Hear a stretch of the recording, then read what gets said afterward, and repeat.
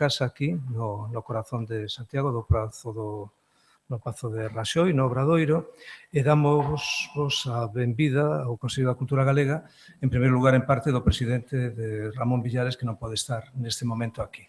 É dicir, repito, estades na vosa casa. Alégrame que temos unhas horas para reflexionar sobre instrumentos, sobre algo moi importante, e seguro que desde unha óptica distinta da que estudiábamos pois nos conservatorios, nas escolas de música, cando facíamos os estudios de acústica e nos explicaban pois, que todo instrumento, se sea máis primitivo ou se sea moi evolucionado, pode ter, ou necesita ter, é imprescindible que teña un produtor de sonido, un resonador, unha caixa de resonancia que proxecte, etc. Isto, desde a tribu máis elemental, digamos, na música, hasta o máis sofisticado da música electrónica. É curioso que aproximadamente na época do Renacemento houve unha separación dos mundos. E hoxe temos que chegar a un reencontro. Parece ser que no Renacemento seguiu a xente que facía música popular por un camiño, por outro camiño os que facían a música nas cortes, e a época onde empeza a haber cidades ou países que se significan por a construción de un tipo concreto de instrumentos. Pensemos nos alemáns de Baviera, en Nuremberg, que traballan con instrumentos de metal. Pensemos en Italia o que é Boloña e Venecia, que se centran nos instrumentos como os laúdes, e, por suposto, en Cremona, cos Stradivari e tantos que fan instrumentos de violíns e de cordas frotadas. É fascinante todo o mundo e a beleza que teñen os instrumentos tamén populares. É moi interesante, moi divertido tamén considerar estes instrumentos como parte da decoración de fachadas románicas, por exemplo, e contemplar en moitas pinturas os anxos que tocan instrumentos, que, por certo, deixan de tocar os instrumentos na pintura no momento en que na pintura poñen a profesionais leendo partituras. É unha cousa bastante curiosa. Incluso a plasmación gráfica, escultórica, de caracteres que, ao mellor, estaban nas fábulas que viñan desde Grecia, desde Esopo, e que despois tantos escritores posteriores recolleron. Todos coñecemos aquela historia do asno que atopa unha lira e quere soplar e a lira non sona, e, bueno, todas as consecuencias que sacamos da profesionalidade. A min gústame moito que todos os que traballamos na música, é dicir, de calquera faceta que teña a música, teñamos ocasión de estar en contacto persoal. Decíame fai tempo don Alonso que ás veces, en concreto os directores de orquestra, enterámonos do que fan os outros polos xornais ou polo que din os xornais que fan, ou que dixeron. É dicir, temos que estar máis en contacto. E eu creo que precisamente a xente que toca con instrumentos dos que vos construídes ou dos que vos coñecedes tamén, teñen unha posibilidade maravillosa de estar sempre en contacto ca construción do instrumento. É dicir, digamos, ás veces non sei se tamén sodes receptivos ás ideas e ás peticións que vos fan os instrumentistas. É dicir, supoño que sí, pero esta comunicación é moi importante. Penso que no mundo da música máis popular debe ser máis sinxelo do que se lle presenta ás veces en instrumentos tan complicados como pode ser un piano Steinway. Recentemente enterábame dunha exixencia, unha petición que tiña un grandísimo pianista que é Christian Zimmermann. Vostedes seguro saben que hai un concerto de Ravel composto para tocarse solo ca man esquerda. Ten algún momento onde, por grande que sexa a man, é prácticamente difícil abordar un acorde sin rompelo, sin quebralo, non? Esta era unha das obsesións de Christian Zimmermann, non? E despois de darlle moitas voltas, visitando a casa de Ravel e vendo o piano no que compuxera Ravel a obra, decatouse de que as teclas eran máis estreitiñas. Bueno, pois Christian quería convencer a Steinway que lle fixera un piano con teclas máis estreitiñas solo para poder tocar esa obra sin romper ese acorde. Penso que os músicos, como o meu amigo Pepe Ferreiros, que tanto traballou aquí no Consello para chegar ao día de hoxe con estas aportacións, non sodes tan exixentes como Cristian e non toleades o artesano, o luthier, pedindo cousas prácticamente imposibles, pero, bueno, os artistas son os artistas. Non falo máis, só quería decirles moi sinceramente que me alegro moito da temática que temos hoxe, de que estén todos aquí, que sexa a primeira de moitas veces moi fructíferas para coñecernos mellor e para facer as cousas cada vez mellor entre todos. Pepe, se ti nos explicas algo, polo demais, moitas gracias. Sí, nada.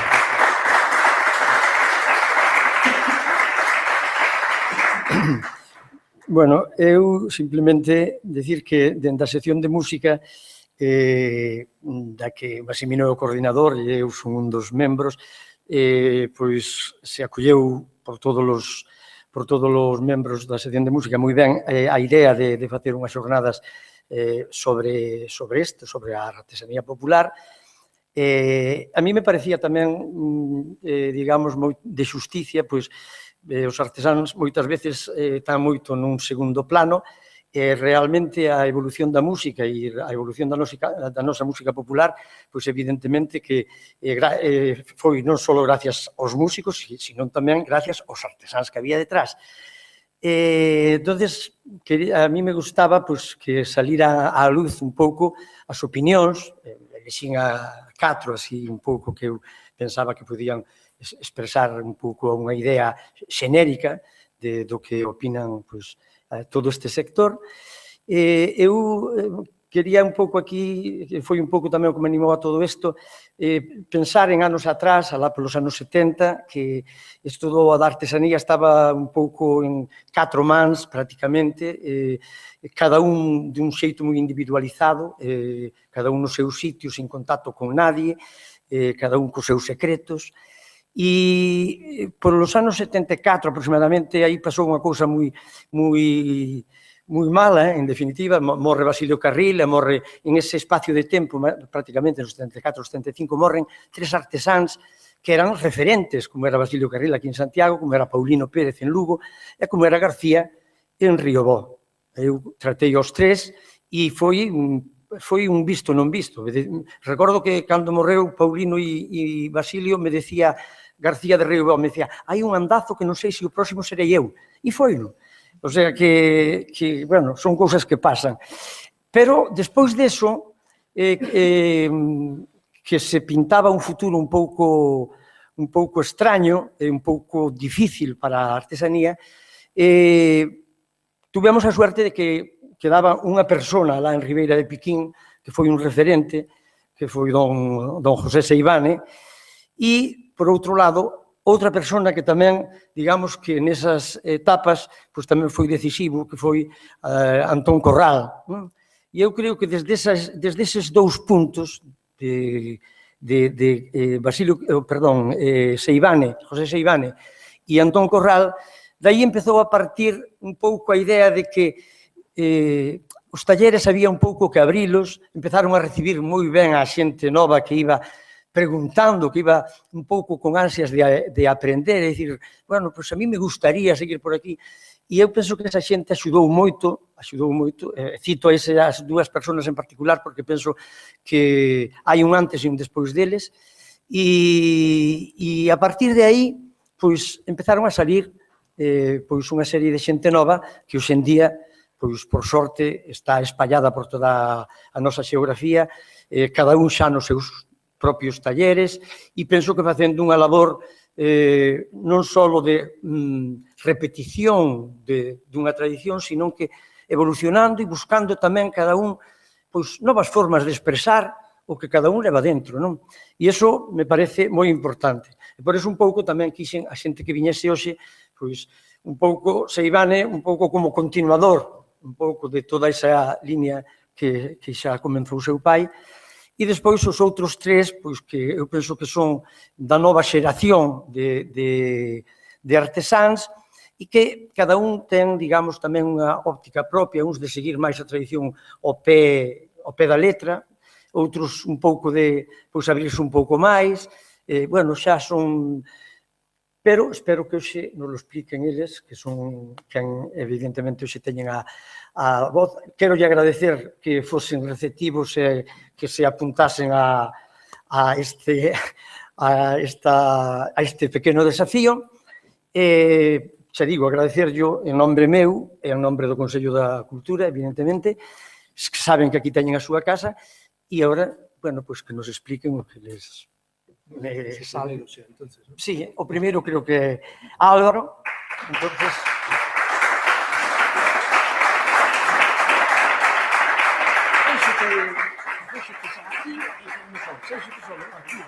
Bueno, a ver...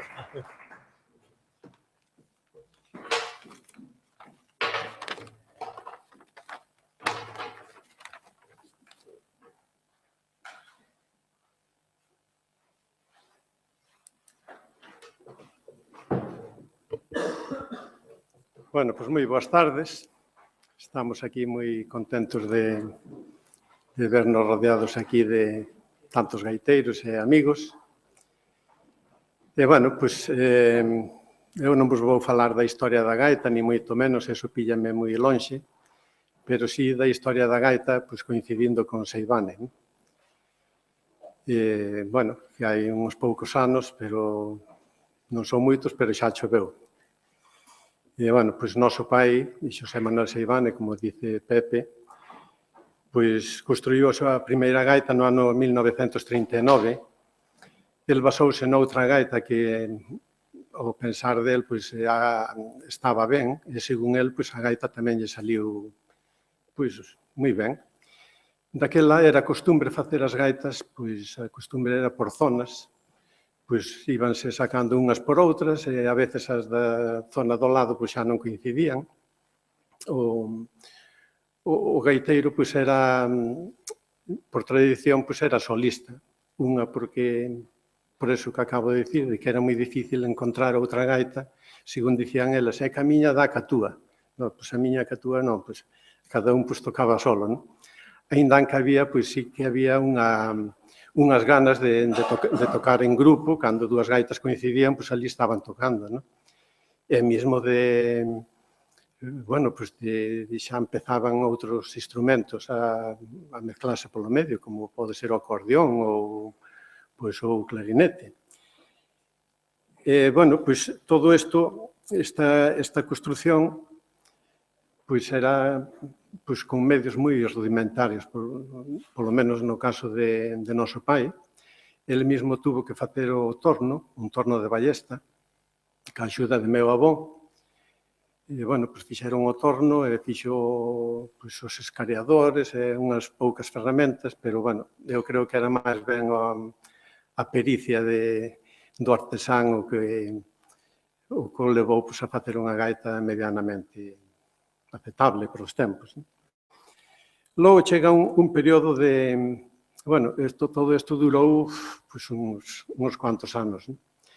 Logo, polos anos 60, 70, aí houve un período de ilusión, porque xa hai certo rexurdimento e moitos gaiteiros novos, o sea, que gaiteiros mozos que estudiaban, bueno, que incluso tocaban outros instrumentos e con frecuencia eran universitarios. E, bueno, pois puñeron o ollo na gaita e noutros instrumentos tradicionais. Entón, eso, para o artesán, eso foi un ánimo moi grande. O sea, que ver a xente nova que fixándose na gaita, porque hasta entón estaba en mao de vellos gaiteiros. E, bueno, pois isto tamén coincide, polo menos na nosa época, que, bueno, falábamos do torno de ballesta, pois ali electrificouse a zona. Entón, no caso de noso país, pois un motor eléctrico acoplado directamente ao torno de ballesta. Isto, a verdade que visto hoy, pois sigue sendo moi rudimentario, pero, claro, aquilo xa foi un avance, o ter que evitar de estar aí dándolle ao pé. E, claro, estes novos medios, bueno, este digamos que foi un paso así intermedio hasta que xa pouco a pouco se foron metendo outros tornos máis máis revolucionados e máis adaptados á gaita, non? Pouco a pouco, pois, aí pois, iníciase pois, unha certa revolución na construción, non? Iníciase pois, un aumento de produción de gaitas que nunca se vira en Galicia. O sea, porque antes facían unha hora e outra sabe Deus cantos, pero aí, pois, digamos que aí empezan xa unha produción, había xa ganas de gaitas, entonces aí pois, tamén empezan unha serie de cambios na gaita que en pouco tempo igual houve máis cambios que en moitos anos atrás se deran na gaita. Non? Xa empezan, pois, empezas a experimentar con novas madeiras.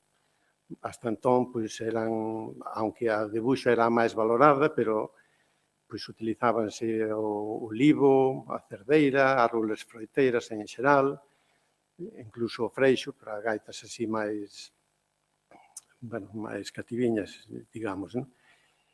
Empeza, pois, aí, pois, un proceso construtivo, porque hasta entón era ir directamente ao madeiro, que máis ou menos se consideraba seco, e fendías ou serrabas, e xa o punteiro, a buxa, o soplete, e poñíase un xa a facer a gaita directamente, o sea que en uns poucos días estaba a gaita tocando, non? Esta gaita, pois, nun principio, bueno, pois, ben, pero esta gaita, pois, iba sin reposar. Claro, hoy xa hai un tempo que nos fomos dando conta de que debe haber un proceso, ou sea, un secado perfecto, que nos consideramos que debe ser 10 anos, pero a partir do secado, pois, xa lentamente, pois vanse producindo unha serie de pois, o torneado, o cilindrado, e nestos, entre fase e fase, pois, vaise lle dando pois, uns espacios intermedios de repouso, non? Para que a madeira non sufra, e á vez vaise taladrando polo interior, o sea que con isto o secado será perfecto, porque xa se vai oxigenando o interior, e isto pois, vai tamén provocando de que a madeira se vaya deformando lixeiramente, que é o que pretendemos, darlle un espacio de tempo o suficientemente para que se deforme. Estamos falando de deformar, que son a veces décimas ou medio milímetro, ou, bueno, que se non se lle deran estes pasos intermedios, a gaita deformaríase cando estuvera polo mundo adiante en maus do gaiteiro. Entón, nós queremos que se deforme dentro para poder corrixila, porque os talados que ten pois, son lixeiramente inferiores aos que van ser os definitivos. Entón, unha vez pasados os definitivos, os calibres, as deformacións que poida ter no futuro van a ser mínimas. E, bueno, pois isto é un pouco o que quero dicir de que o que queremos provocar con isto do repouso. Logo, xa cando vemos que tal, pois xa se lle colocan os anéis, xa se fai o torneado, xa se sigue o proceso de barnizado, pulido, encorchado, e, pois, atar as buxas no fol, empezar a afinación. Antes tamén se afinaba e xa marchaba, hoy afínase e deixase uns días que se vai controlando, incluso cada día varias veces, hasta pois, unha semana máis ou menos que se ve que hai xa certa estabilidade e que está en disposición de poder entregar ao gaiteiro. Nesta época, pois, tamén se empezou a unificar as palletas. Hasta entón, pois, claro, se as gaitas a facían pois, os torneiros, os carpinteiros, bueno, que nos acababa de compoñer, pois, casi sempre era o gaiteiro, os gaiteiros mañosos, que facían as súas propias palletas. Pero, claro, unhas salían dunha maneira, outras salían doutras, e, bueno, pois aquí empezase a unificar as palletas, e á vez tamén se empezan a unificar os calibres. Un dos problemas que había era que certo punteiro pois non coincidía ca gaita de certo artesán. O sea, era un problema a veces o intercambio. Entón, isto xa da unificación nos calibres nas buxas xa foi un avance, que por moi simple que parezca, pero xa había unha intercambiabilidade pois, moi útil. A nosa teima sempre foi facer unha gaita ergonómica, fácil de tocar, estable, flexible, fácil de adaptar, de afinar, pois con outras. Para conseguir esta gaita, pois houve que retocar varias cousas, moi lixeiramente, pero claro, foron cambios. Por exemplo, na escala, no perfeccionamento da afinación, pois houve certos cambios pois importantes. Na tímbrica, pois, bueno, cada un trata de imprimir a tímbrica o que cada un leva dentro, pero, claro, aí foronse facendo estudios que a veces pois, a tímbrica xa empezou a diferenciar esta é deste artesano ou este é deste. A expansión da tesitura de cara á segunda octava, o que normalmente decimos octaveo, pois xa se empezou a traballar sobre isto, non? O estudio do modo menor, utilizando tranquillas, porque ata anteriormente non se tocaba moito o modo menor, pero cando se facía, pois facíase a medio burato, non? Entón, aquí xa se empeza pois, unha carreira de utilizando tranquillas e, bueno, e tamén, á vez, a unificación do toque pechado con posturas lóxicas e intuitivas. A ver, o pechado pois, é conxénito da gaita, pero moito era porque, claro, as gaitas, como dicía antes, unhas facíanse por outras, a veces sin un conocemento moito de acústica nin de música, non? Pois cada unha salían con outras. Unhas salían dunha maneira, outras salían doutra, non? Entón, era o gaiteiro que, sobre todo os bons gaiteiros, trataban de afinar e trataban de buscar posturas de que a veces así non afinaba, pero empezaban a poñer un dedo, outro dedo, e a ser, pois, era un pechado. Digamos, unha diversidade de pechados que non coincidían uns con outros. Pero, bueno, donde houbo, si, uns cambios moi importantes foi no fol.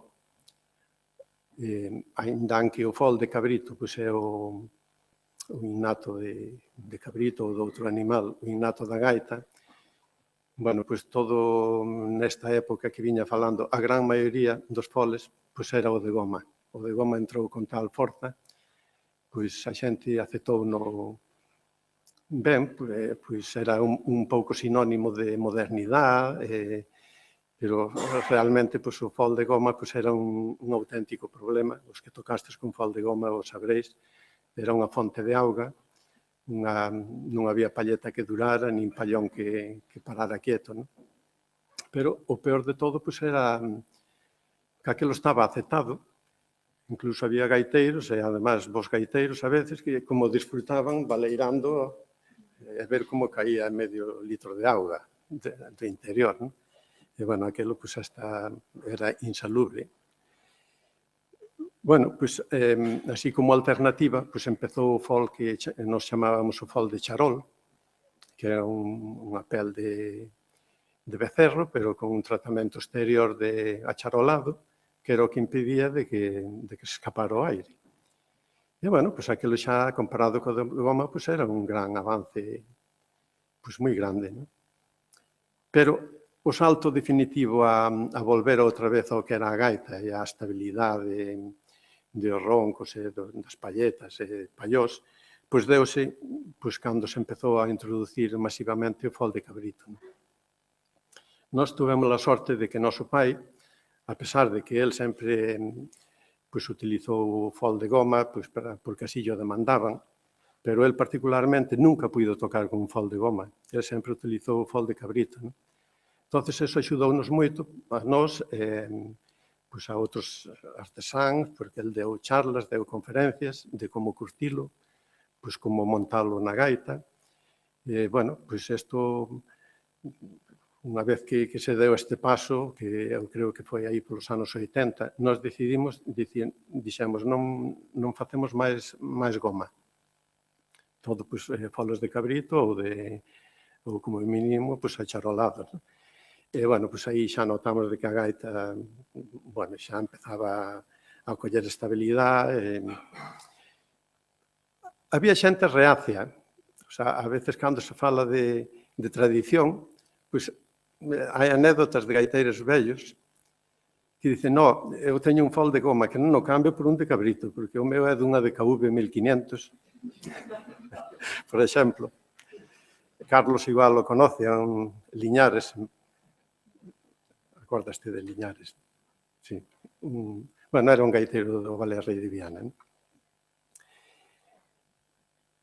E, bueno, pois tamén aquí tamén empeza unha, digamos, o normal eran as gaitas en redondas, gaitas en do, gaitas en si bemol, gaitas en re.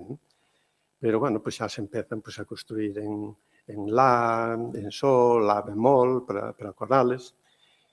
Pero, bueno, pouco a pouco vaise completando a escala, xa porque aí empeza tamén un movimento que quizá liderou Muxicas, que foi a combinación de tonos.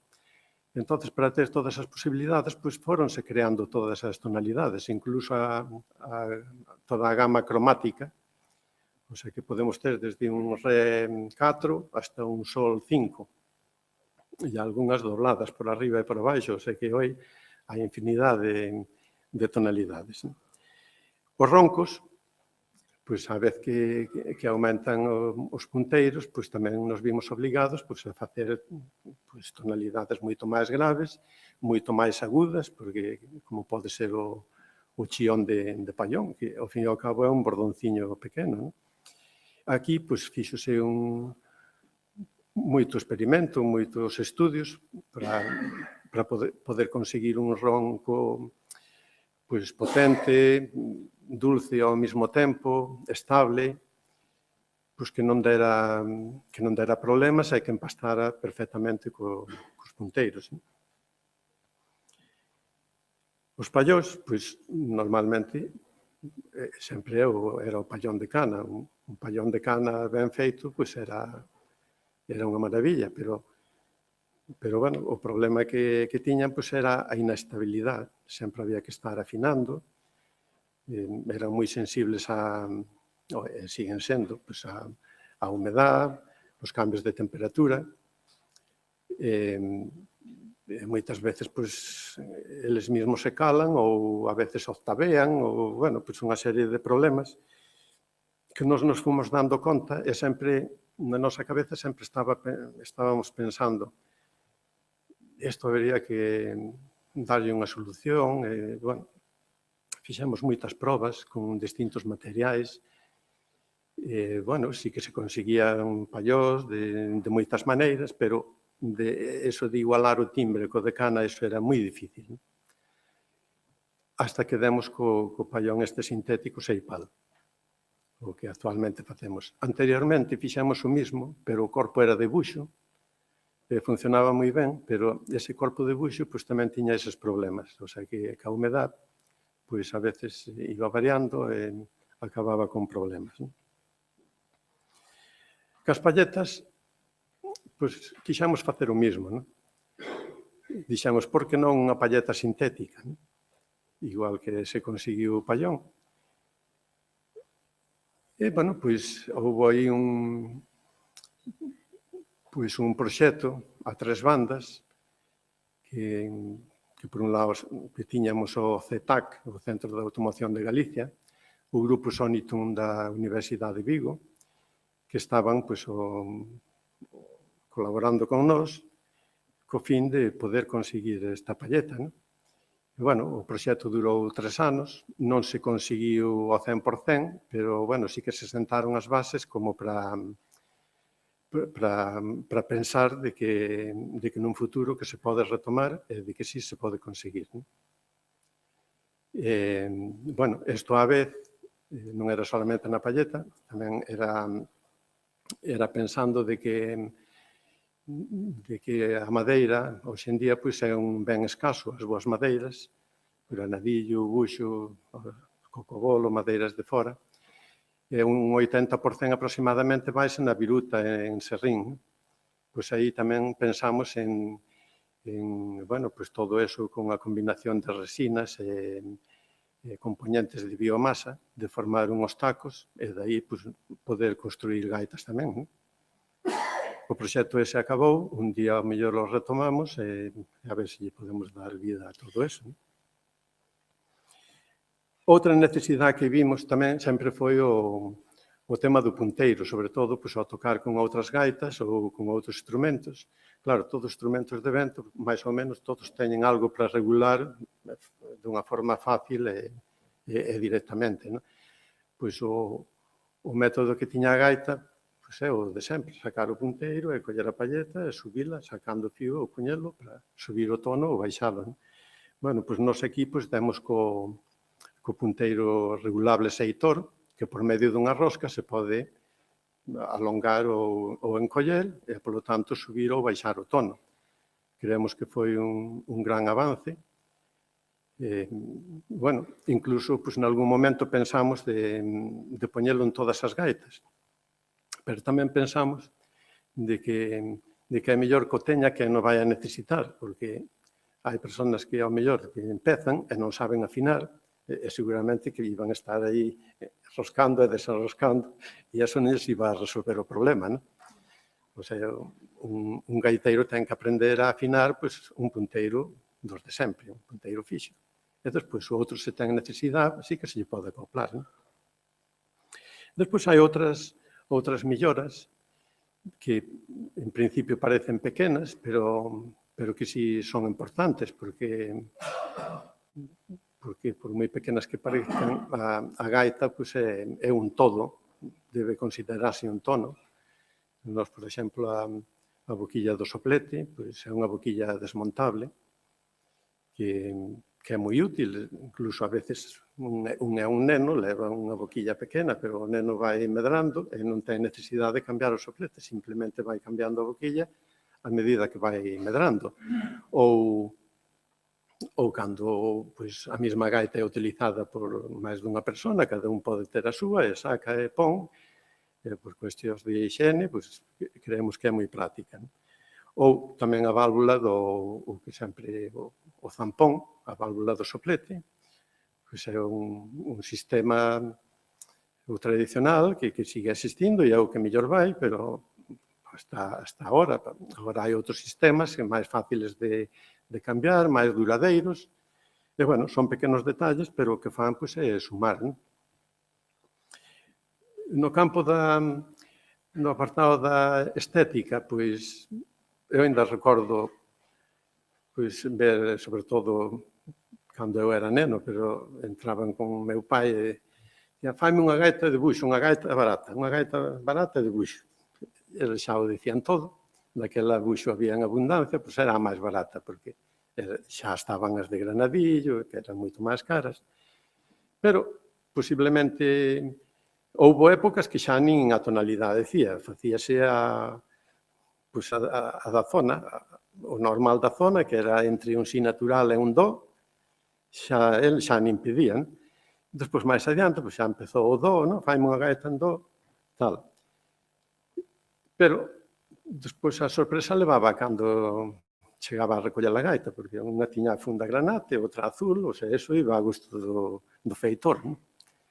Pero isto moito cambiou, porque, claro, hoxe chega o gaiteiro, escoller a gaita, bueno, por moita variedade que teñas, bueno, ainda falta a que lle gustaría, non? Pero, bueno, hoxe ten múltiples opcións, dentro das madeiras, anelados de metálicos, de madeira, de infinidade, anelados mixtos, gravados, e no tema das fundas unha infinidade de variedade, o sea que isto moito foi cambiando, non? Dun tempo a esta parte, tamén casi sin pretendelo, pero así por medio de amigos que nos foron incitando, xente que, por exemplo, de Aragón, que ten unha gaita nosa, e dice, pero por que non facéis unha gaita de boto? Bueno, despois de moito insistir, acabamos facendo a gaita de boto, non? Logo pasa o mesmo ca de Cataluña. Está o amigo Jordi aí, Jordi Jordá, o que ten o primeiro sac de xemés que nos fixemos. Bueno, das gracias porque foi unha persona que nos animou moito. Ele é un sacaire, porque sacaire é o gaiteiro en Cataluña, non? pero é gaiteiro galego tamén, non? O sea, que toca as dúas, non? E, bueno, pois unha vez feito esa, pois tiñamos a de Asturias aí tamén, aí ao lado, e, bueno, pois tamén nos animamos e a fixemos. Con isto non é para querer meternos no terreo de outros artesáns, nin moito menos, porque en cada comunidade hai nos maravillosos. Pero, bueno, dada a experiencia que tiñamos ca galega, pois, bueno, pois pensamos que se podemos arrimar o noso graiño de area, pois que benvido será para as gaitas, non? Entonces, bueno, pois a vez tamén fomos recuperando outras gaitas que eran daqui, outras variantes, pero que estaban aí, home, si se facía algunha de vez en cando, pero, pois, por exemplo, a gaita de Galleto, que foi unha gaita moi utilizada no interior de Galicia, o sea, por Melide, Arzúa, Sobrado, Friol, etcétera, non? Unha gaita, pois, onde a ronqueta e o chión salen da mesma buxa, unha buxa bifurcada, un galleto, daí o seu nombre. E tamén, pois, a gaita de Barquín, que inspirámonos na gaita do gaiteiro de Guillarei, pois unha gaita con Barquín, bueno, pois que é moi valorada, pois, para xente que, bueno, pois que lle gusta, ou que á vez que non pode soplar, que tamén hai moita xente que non pode soplar moi ben, entón o Barquín valle moi ben. Esta, pois, non era unha gaita masivamente así como vemos as outras, pero sí que foi utilizada, pois, sobre todo no sur de Pontevedra. Daqui Oli xa fixo varias, me parece, non? Bueno, pois a nosa visión de traballar en equipo pois levounos a, bueno, pois nun primeiro momento, boa parte deste tempo, eu estaba en Barcelona, eu fora a Barcelona por estudios, e en principio por 2 anos, ao final quedeime 15, e se non volvo ainda estaría máis, non? Pero, claro, ali pois acabei montando pois o meu pequeno obradoiro, que meu pai foi inaugurar ali con moito gusto, non? E tuvemos pois moitos anos colaborando. Entonces tiñamos eu en Barcelona, meu pai e meu irmán en Ribeira de Piquín, había unha colaboración de investigación, de pedidos, de todo, pero, claro, fomos dando conta que nos queríamos estar xuntos pois para atender mellor os pedidos, para investigar mellor, porque, claro, estábamos dando conta que estábamos con plazos de... Claro, a xente quería gaitas, quería plazos de 1 ano, ano e medio, 2 anos. E, claro, traballar así aisladamente, como era habitual, porque en todos os obradoiros, pois 1, 2... E este foi o proxecto así que tivemos. Entón, eu vime de Barcelona, pois pensando nesto. Entonces, no ano 1994, foi cando fusionamos os dous e empezamos a traballar pois, os 3, meu pai e os 2 irmãos. Pero automáticamente empezamos a formar a outra xente, parte da familia e parte de fora, hasta compoñer o equipo actual que temos de 9 personas, que entre a administración e costureiras e tal, pois, formamos ese equipo. Un equipo que pois moi ben adaptado, que nos funciona moi ben. Isto, pois, bueno, quizá chocaba un pouco ver unha mini empresa así con 9 personas traballando, cando o habitual, bueno, eu diría que hasta isto non era moito así de o oficio de feitor, pois non estaba aínda moi reconocido antiguamente. Tamén me acordo daquilo de, pero a que te dedicas? Eu fago gaitas. Sí, pero a parte, o sea, a parte, que máis faz? O sea, como se non fora suficiente. Non, é que eso dá para vivir. Bueno, bueno, pois nos creamos ese, vamos chamarlle mini empresa, que foi un pouco modelo tamén para outras, incluso daqui e de fora daqui. Foi un pouco de pioneira e exemplo e referencia, non? A moita xente moitos artesanos de Francia e de Italia pois lles chocou e veñen visitarnos para inspirarse neso. Bueno, non sei se estou fora de tempo xa. Bueno, así teño un pouco apuntado aquí. A nosa filosofía pois, é un pouco ter un estándar de calidad pois, o máis alto posible. Nos somos amantes da tradición, pero reconocemos de que non podemos estar furando con ferros quentes, nin estar no siglo XIX, non? Pois hai que entendemos a tradición, pero combinada ca evolución, non? Bueno, non é por nada, pero no ano 2006 pois deronnos o premio de artesanía, o premio Innova, precisamente pola combinación de tradición e innovación, non? Bueno, pois na nosa mente sempre está pois, a dignificación da gaita, xa empezando pois, por todo, pero, bueno, sobre todo na entrega. Antes era habitual, bueno, pues, viñan a recoller a gaita e, bueno, ou marchaban con el ao lombo ou a veces hai unha bolsa de plástico por aí. Bueno, nos entendemos que unha gaita, pues, como todo bon instrumento, pues, ten que ir protegida, ten que ir ben presentada, e, bueno, pues, é digna como instrumento que máis, non? E, bueno, despois de divulgala, catálogos, garantía por escrito, pois internet, redes sociais, vídeos, conservación e potenciación da música tradicional, pois queremos que todo isto vai en axuda da dignificación da gaita, non?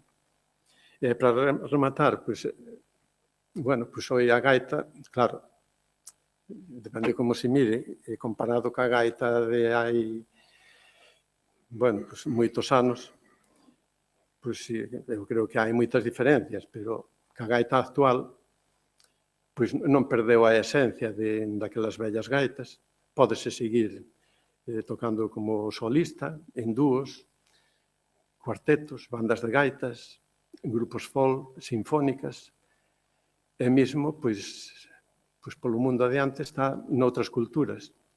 O sea que é unha gaita moi flexible, moi adaptativa, fácil de arranxar para tocar outros repertorios, non? E, bueno, parece que está todo feito, pero non está todo feito. O sea, os novos artesáns teñen que vir con forza, traballar, seguir ca mesma ilusión, pois polo menos ca mesma que tuvemos nós e que seguimos tendo.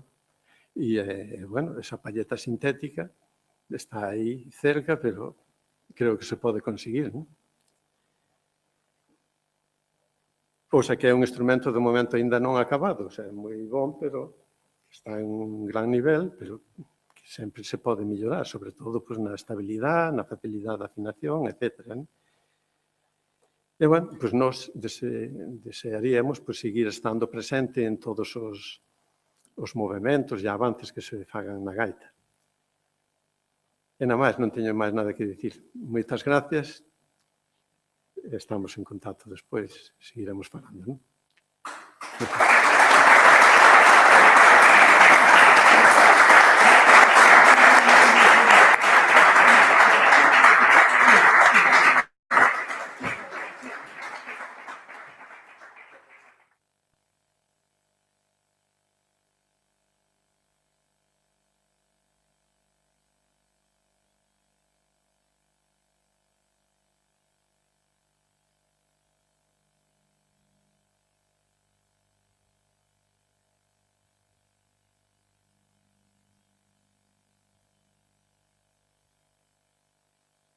Unha carpeta.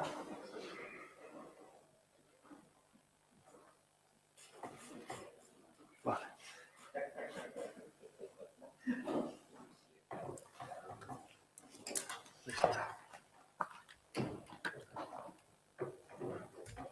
Moi ben, pois boa tarde a todos e a todas. Grazas por asistir a este evento. E grazas ao Consello da Cultura e, en particular, a Xosé Ferreirós por terme participado a convidar nesta interesante xornada. na que nos xuntamos 4 compañeiros que facemos instrumentos empregados na nosa música tradicional e que, desgraciadamente, poucas veces son as oportunidades que temos de compartir unha mesa, de explicar as nosas vivencias, e eu agardo que despois, ao final de falar todos nós, poida haber un pequeno coloquio e debate e consideracións co público, porque sempre vai a beneficiarnos, non só a nós como artesáns, sino ao conxunto dos que estamos hoxe aquí. Bueno, para os que non me coñezades, que posiblemente señades moitos, eu son Xaneco Tobío, teño o meu obradoiro en Outeiro de Rei, e eu entro en contacto coa música tradicional galega nos anos 80. Ali, nesa época,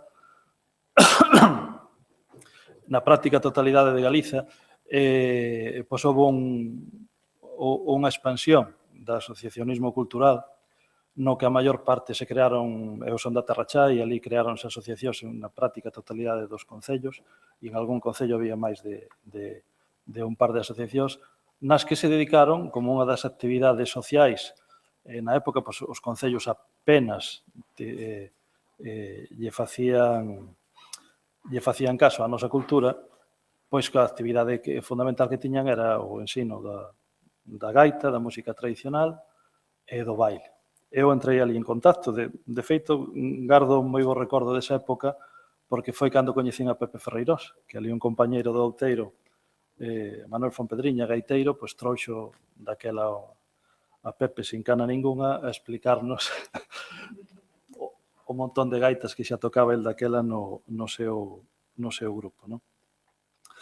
Dende esa época eu non poiden apartarme da música tradicional. Canto máis coñecía o que era a gaita, o que era todo o que rodeaba a gaita e o que demos en chamar, xa daquela se chamaba o universo da música tradicional ou o mundo da música tradicional, pois, como dixen eu, canto máis sabía, máis quería saber, non? O que comeza sendo unha afición apaixonante, pois remata, foise convertendo pouco a pouco, sin me dar conta, na miña vida profesional. O meu pai é un artesán carpinteiro xa xubilado, aprendeu o meu oficio, o oficio de carpinteiro, cousa que me facilitou o coñecemento das ferramentas, das madeiras, do secado, todo isto que falaba Álvaro, do secado, como traballar, como afiar as ferramentas, e a miña curiosidade de rapaz pois levoume a facer un primeiro tambor, porque tiña ese reto, plantexeime o reto de poder facer un tambor. Eu son percusionista dende esa época, ainda toco toda a vida estuve tocando en grupos de gaiteiros, e, bueno, eso fíxome levar facer o primeiro tambor. Na música tradicional, sobre todo no mundo da gaita, si eu sempre detectei unha camaradería, que o mellor en outros sectores culturais non existe ou non é tan, digamos, bueno, tan visible, non? Entón, pois, bueno, varios amigos, sempre nos xuntábamos os gaiteiros dali da zona de Lugo, pois, encargaron algún instrumento e, sin darme conta, pois, empecé a ter unha lista de encomendas que me fixo plantexar o poder vivir de facer instrumentos. Naquela época non era moi común, porque, como ben dixo Pepe Ferreirós, eu estou falando de finais dos anos 80, principios dos 90, naquela época quedaban 4, e unha cousa que a mí sempre me chamou a atención e, en certo modo, non me gusta en demasía, e levo loitando toda a vida para tratar de crear gremio no sector dos artesáns de instrumentos, é que os que producimos e os que produciron instrumentos musicais en Galiza prácticamente non están considerados como un dos oficios ancestrais do país.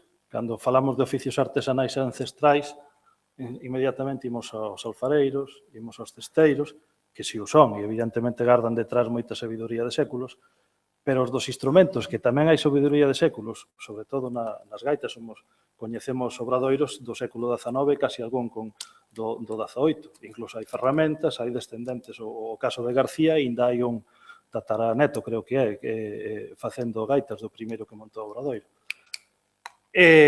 Como dixen, perdón, Pois, a min sempre me chamou a atención que os artesáns de instrumentos pois non tuveran esa camaradería. Non? En certo modo, estámoslo construindo bueno, eu, como vos dixen, pois formo parte desa xeneración dos anos 80. No momento en que estou empezando cos meus primeiros encomendas, pois deume por... Eu iba ao Festival de Pardiñas, ali en Outeiro, en Guitiriz, perdón, e deume por propoñerlles organizar unha mostra de instrumentos. Porque me parecía eu escoitara que en Francia había unha, que xa había 10 anos que se facía, se aquí somos algúns, pois, e iso permitiume, e para min foi unha oportunidade inmellorable, porque ademais de facer moi bons amigos, paseeime todo o país visitando artesáns como a min, que estábamos comezando, que éramos uns rapaces, e tamén visitei os artesáns que había na época. Recordo que con moito agrado as visitas á Ribeira de Piquén, que estaba ali o Xosé, o pai de Álvaro, e máis o irmán. Tuven que ir 3 ou 4 tardes para convencelo. Eu supoño que era porque Xosé quería coñecerme e saber se era unha cousa seria, porque era un rapaz de 20 e poucos anos. E iso facilitounos, en certo modo, esa feira síguese facendo, 22 anos despois, e se miramos para atrás, facilítanos ver o que evolucionou e o que andivo nestos 20 e tantos anos que eu levo facendo instrumentos, o oficio de artesán de instrumentos. E eu creo que ligando co inicio da charla, é sempre fundamental que esteñamos en contacto non solamente cos músicos, que eso todos nós estamos, e é evidente que as evolucións que temos como artesáns pois veñen na maior parte das veces por exixencias dos músicos para darlle solución aos problemas que os instrumentos que facemos llevan atopando.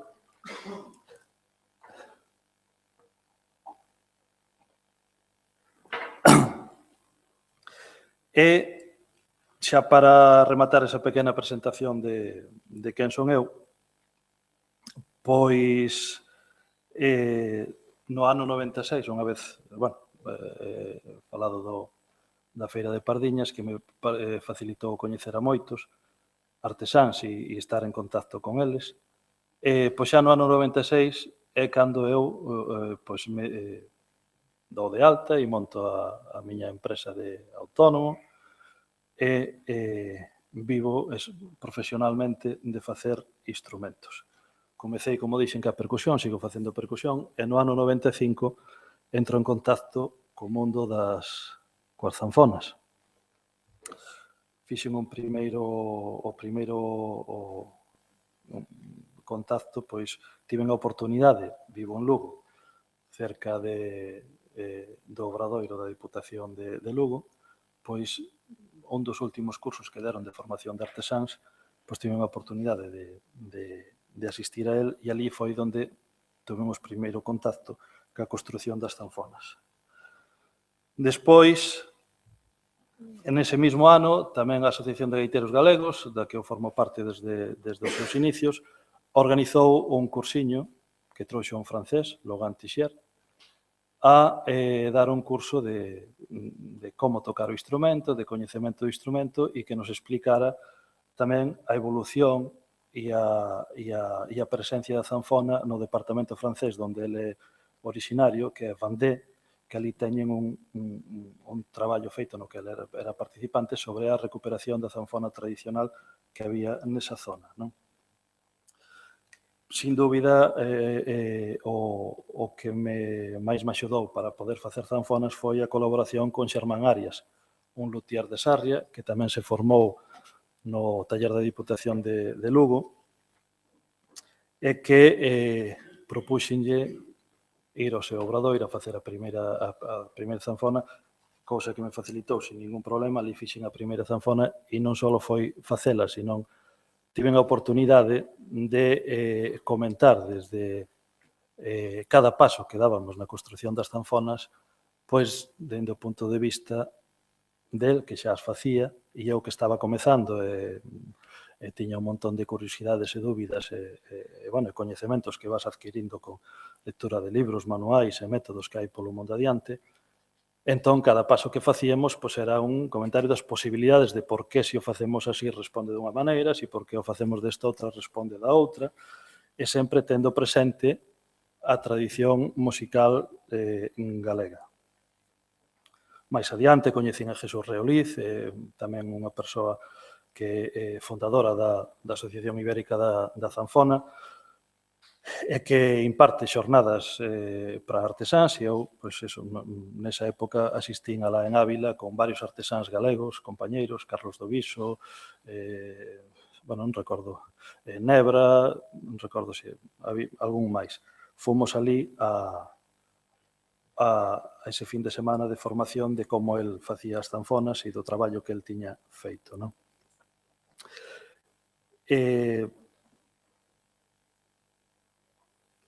Xa van aló uns cantos anos facendo instrumentos, por eso o de nova fornada de artesán xa casi se nos queda grande, ou incorrecto, mellor dito, non?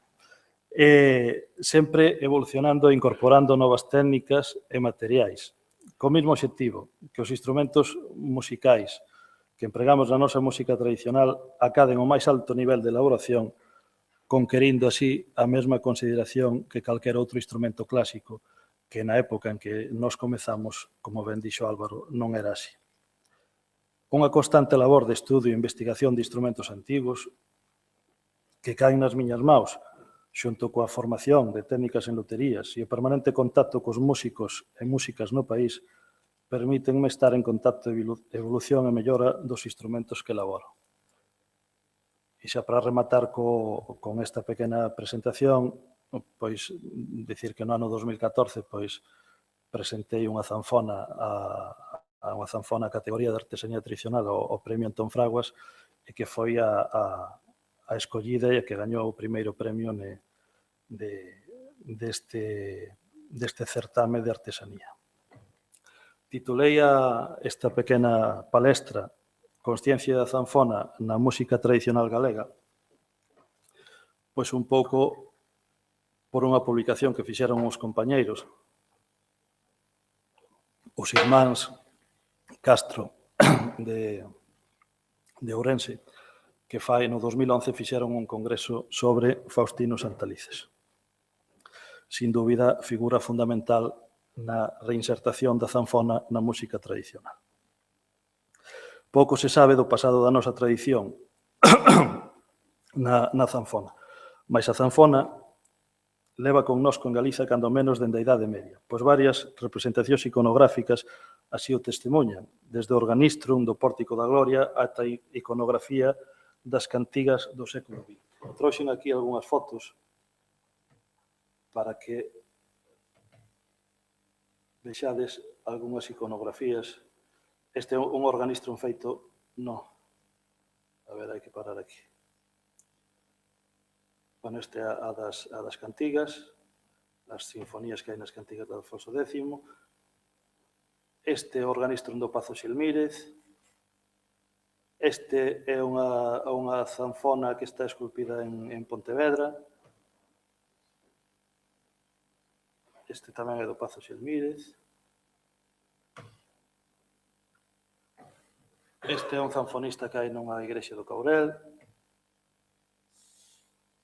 Este é unha talla que vedes aquí, unha fotografía que quitou Pablo Carpintero, que aí vedela grande, pero é unha talla así minúscula de poucos centímetros, que tamén é un zanfonista que hai aquí en San Martiño Pinario. E aquí está Faustino Santalices. Agora a ver se sei parar isto.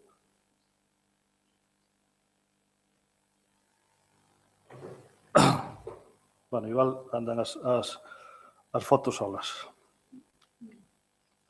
Seguramente sí.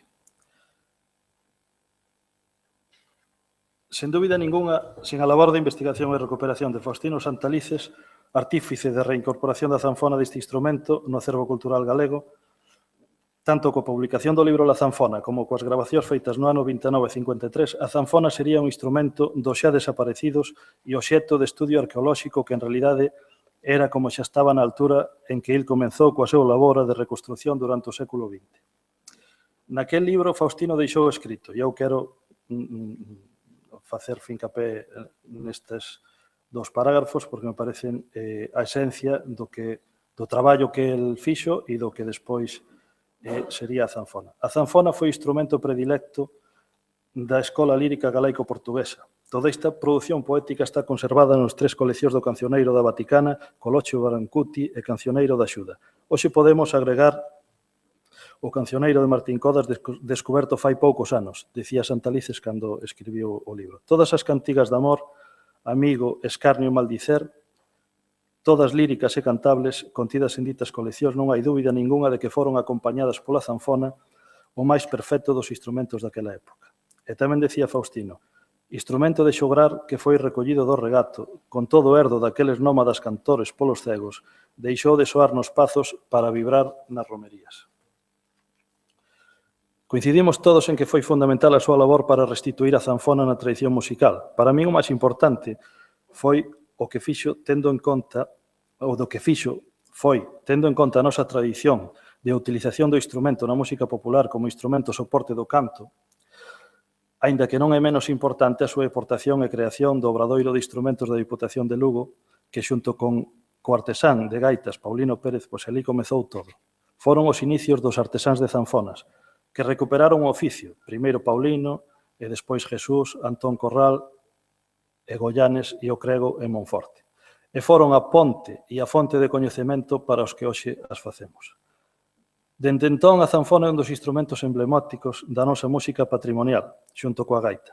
O feito de non chegar a nós unha tradición viva da zanfona, tan potente como a da gaita, fai que nos últimos anos o instrumento teña evolucións que rexeitan a morfoloxía galega, cousa inevitable, por outro lado, nunha cultura musical tan viva como a nosa. E tensión necesaria e latente naquelas culturas vivas que, como é a nosa, posiblemente unha das máis vivas de Europa e do mundo, pero que, baixo a miña perspectiva, non ten que eso por que levar a rifas nin regueifas, senón que eu creo que deben convivir as dúas liñas en tensión. Aínda así, temos moitas mostras da súa relevancia na música tradicional, como un dos instrumentos máis populares e presentes do século XIX, tanto na lírica popular, con infinidade de coplas, como mesmo varias fotografías de finais do século XIX e principios do XX. Contratos de cegos para aprenderlle a un neno cego a tocar e cantar, máis de 20 zanfonas antigas espalladas polos museos e coleccións particulares de toda Galiza, mas non temos dado datos concretos de quen as facía. Si onde se facían, en Lalín, Arzúa, Monforte, Sarria e Samos. Posiblemente se fose un dos problemas fundamentais polo que a zanfona esmorecese.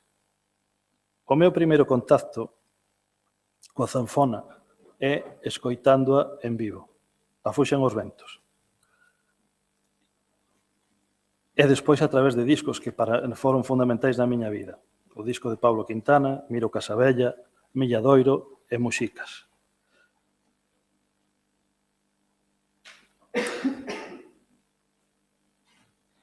Cando eu comecei a facelas, non comprendía por que as zanfonas que vía na época eran tan distintas das vellas. E moito menos que estando a maioría delas en museos, por que non había un estudo serio da súa morfoloxía e do que poder tirar conclusións. Co paso do tempo, fome dando conta de que isto é unha constante casi que transversal no noso país. Construir o presente descoñecendo e, o que é pior, ás veces rexeitando o noso pasado. Cando me propuxen facer o meu primeiro modelo de zanfona, o meu propio modelo, pareceume que tiña que estudar algún modelo antigo e puxeme en contacto con Xosé Domingos Ferreirós, ou Xosé Domingos Fociños, perdón, Xosé Domingos Fociños Mingos, e prestoume unha das súas zanfonas, a que fora do Cego de Carelle. Zanfona que xa antes, segundo el me dixo, estudiaran Paulino Pérez, Antón Corral, Jesús Pérez e Francisco Luego. Vou vos enseñar cal é a zanfona.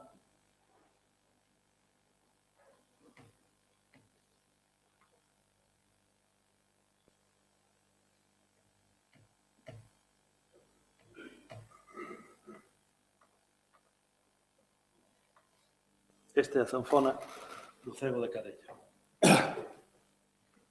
na que eu me baseei para facer o meu primeiro modelo.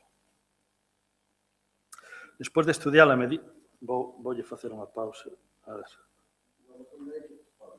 Sí, xa vi, xa. A ver se o topo. Sempre pasa, cando non queres.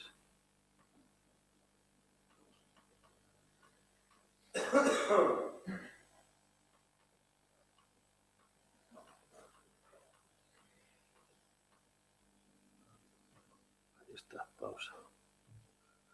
Bueno, fixen unha reinterpretación buscando que a zanfona pois tuvera algo máis de volumen, soara algo máis, sin que supuxera perda de dozura ou desnaturalización do son e sempre tendo en conta a sonoridade do disco que Santalices nos deixara. Más tarde tiven oportunidade de ter no meu obradoiro outra das zanfonas de Mingos, a do Cego do Carrio, que é unha zanfona moi particular e que só hai un exemplar en toda a península, pero que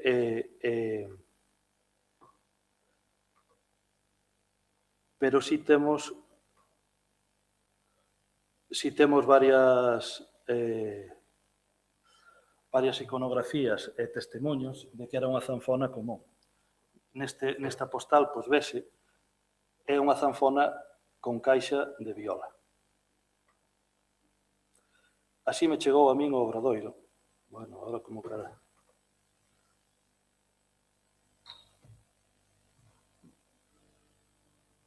A ver. Sí, sí. Vou ter que ter aquí de secretario. Bueno, así me chegou o obradoiro a min a zanfona. Claro, o vela dixe, mi madriña, onde a tuveche, o quen lle deixache? Dixo que se desmontara, que se desconxuntara, porque lle deixara non sei quen, traíame nunha bolsa de deportes. Bueno, e eu compuxena. Eso, para min, foi un luxo, porque me permitiu facer as medicións de toda a zanfona, ver as pezas todas que tiña, de feito, ainda que pareza que non falta ninguna. Se había algún cachiño, algunha esquiniña que houbo que recompoñer. E así foi como quedou. Bueno, agora non se vai eso. Así foi como quedou cando rematou. Tamén hai outra zanfona. A ver se a topo. Isto vai moi rápido.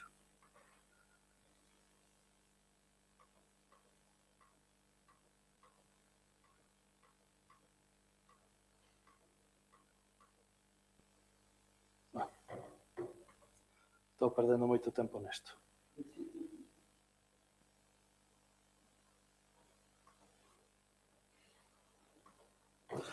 Bueno.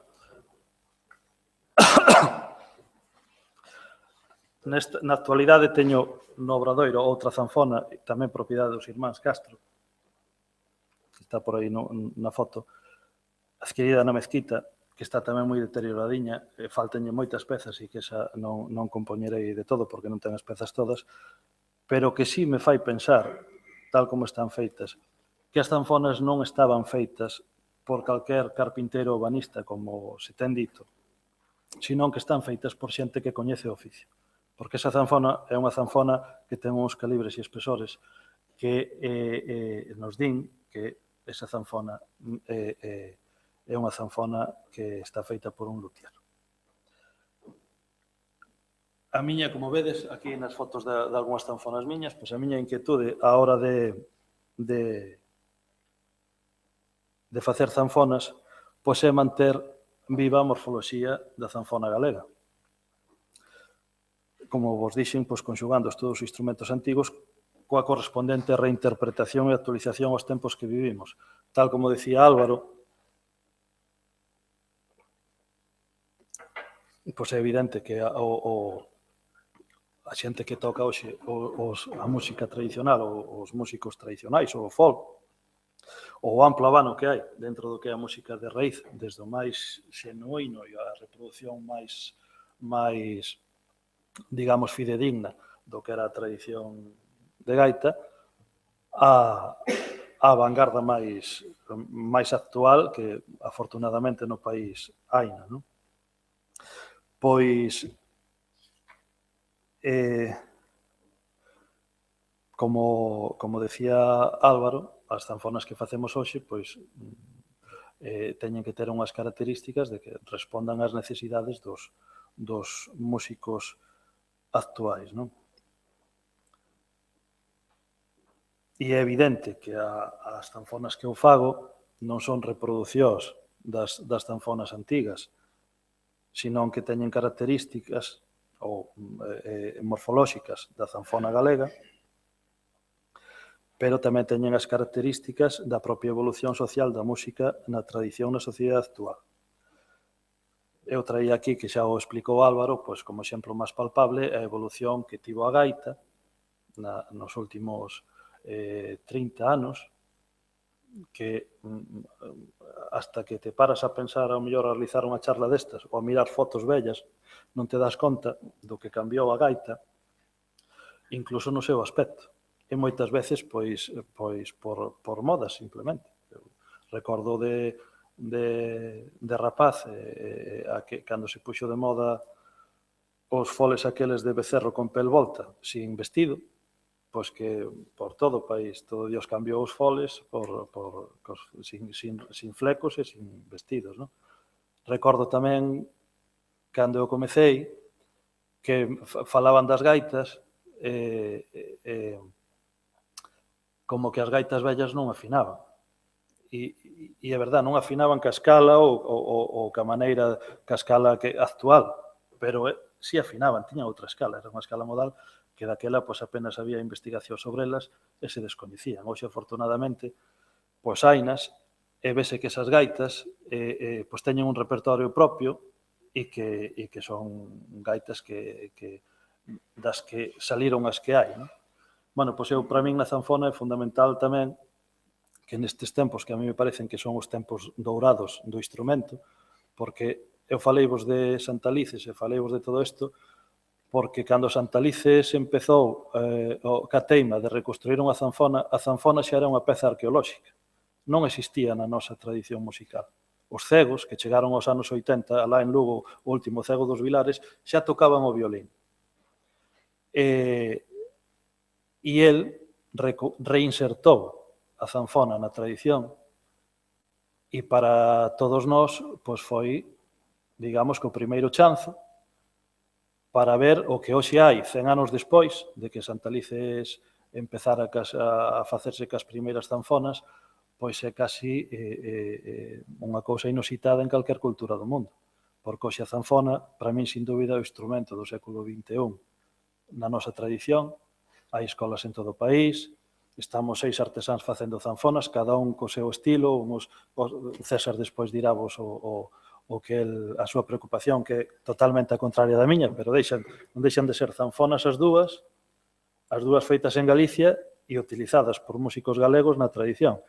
E eu creo que o importante de todo isto é que a nosa tradición musical siga viva, sexa algo máis considerada. A min alégrame moito vir aquí ao Consello da Cultura Galega porque a música popular no seu conxunto é unha das músicas máis potentes do país e tamén de Europa. É dicir, nun estudio recente que se fixo, no que participou a Asociación de Gaiteiros, dábanos que hai 24.000 alumnos de música tradicional en todo o país.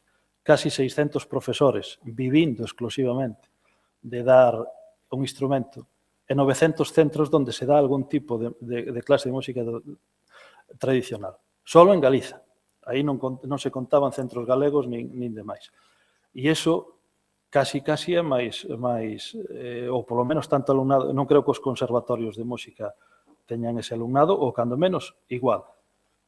E é unha realidade social moi latente, en calquer festa, en calquer comida, en calquer xuntanza, hai un música tradicional presente, viva, e, sin embargo, iso non ten reflexo, nin mediáticamente, nos medios, nin nas televisións, xa non digamos nas televisións do Estado. É dicir, que saia un gaiteiro é casi imposible. E a mí pareceme importantísimo que as institucións e as administracións do país pois tamén se impliquen en darlle a consideración que merece. Supoño que tamén me pasei, traía máis que decir, pero, bueno, quero rematar agradecendo a organización desta charla e transmitíndovos que sigo tan apaixonado como comecei sendo un rapaz, por un oficio que non só me permite vivir facendo virutas, que diría meu pai, senón que tamén podo contribuir, de algún xeito, nunha actividade tan relacionada coa cultura tradicional como facer instrumentos á normalización da cultura galega. Na nosa sociedade actual, globalizadora, é que é casi imposible que sobreviva nestes tempos tan aniquiladores das realidades culturais particulares. Así que eu creo que cada un, co seu aportación e co seu traballo, pois poidamos facer posible que nunca pase máis que a zanfona o que pasou fai 100 anos.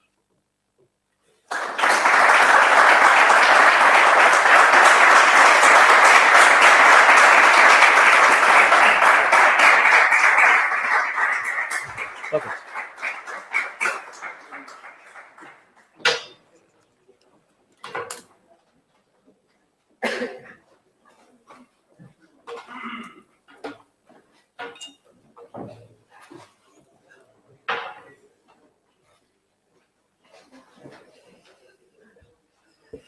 Boas tardes.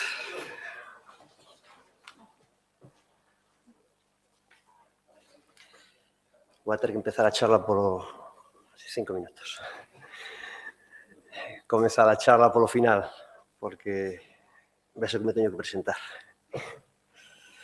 Son Oli Xiraldez, para que non me coñeza.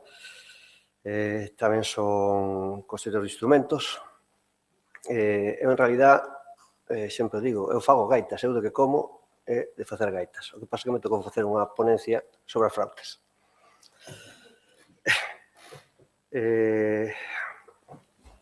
Coñecín a gaita de música tradicional de pequeno na casa, de casualidade, porque tocou unha lotería a meu tío no ano 76 ou 77, eu era un rapaciño. E meu pai pediulle que lle regalaran unha gaita. E foron a Pontareas, onde os sucesores de Represas, e mercaron unha gaita de Freixo. Era unha gaita que, con fol de goma, empezabas tocando en si natural e acababas tocando en re, porque a medida que se iba descendo, iba subindo o tono. Bueno, era un instrumento, unha peza que estaba nun armario guardada, e que, como pequenos, atraíanos moito. Ninguén tocaba gaita na casa. Meu pai quería gaita, pero non sabía tocar a gaita. Eu e meus irmáns, a base de soplar e de ver que perdía aire, pero porque tiña unhas cousas perdidas no folga que se chamaban palletas, que supemos que se chamaban palletas. E, bueno, interesándonos no tema, conseguimos facela soar e, bueno, casi me tocou a min tocala. Nos anos 80 empecé xa a tomar clases de gaita, e aprender a tocar a gaita, e entereime de que había un señor na Ribeira de Piquín que facía unhas gaitas que eran moito mellores que as de Represas e que hasta afinaban e aguantaban, e que o secreto non estaba tanto no punteiro, sino en poñer un fol de cabrito para que non hubiera esos problemas de variacións de tono e de problemas de que se paraban os pallóns. E nada, comprei un... Non se escoita? Comprei un punteiro de Seivane da Ribeira de Piquín. Isto no ano 87, creo que foi. E bueno, a raíz de entrar no mundo da gaita, que é un mundo que engancha moito, unha vez que tocas un fío, sale outro, e despois sale outro, e despois sale outro, e chega un momento que tens unha madella inmensa.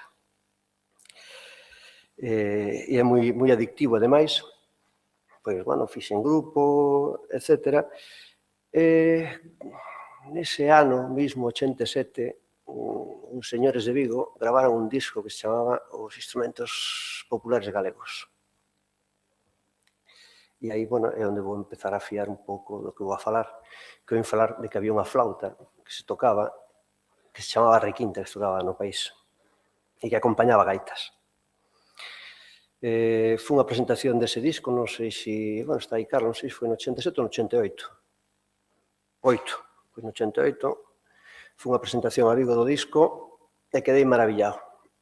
Bon, aquelas gaitas afinaban, non era o mismo que oía o gaiteiro que tocaba redonderas das espadas, que non se esmeraba moito, e poucas máis gaitas sentira eu de pequeno, e non se parecía en nada a gaita que tiña na casa, claro. E eu dixen, eu teño que tocar a gaita como esta xente. E ademais, o Antón Corral, que era o director do grupo, decía que esas gaitas as facían no obradoiro que tiñan en Vigo. Pois eu teño que ir aos obradoiros e teño que facer eu as miñas gaitas. Eu xa fixera os meus piniños cun pequeno taladro adaptado a un riel dunha viga furado con un soporte, tiña un medio torno amañado na casa e sempre, me figuro que todos os gaiteiros que son gaiteiros de verdade sempre fixeron un soprete, unha ronqueta, amañaron unha buxa, si eran manitas, a mí pasoume. De feito, algunhas das pezas que tiña da gaita as facía eu como a mente me daba a entender. E bueno, entonces contactei con esta xente, con Antón Corral, precisamente, no ano 89, no ano seguinte a presentación do disco.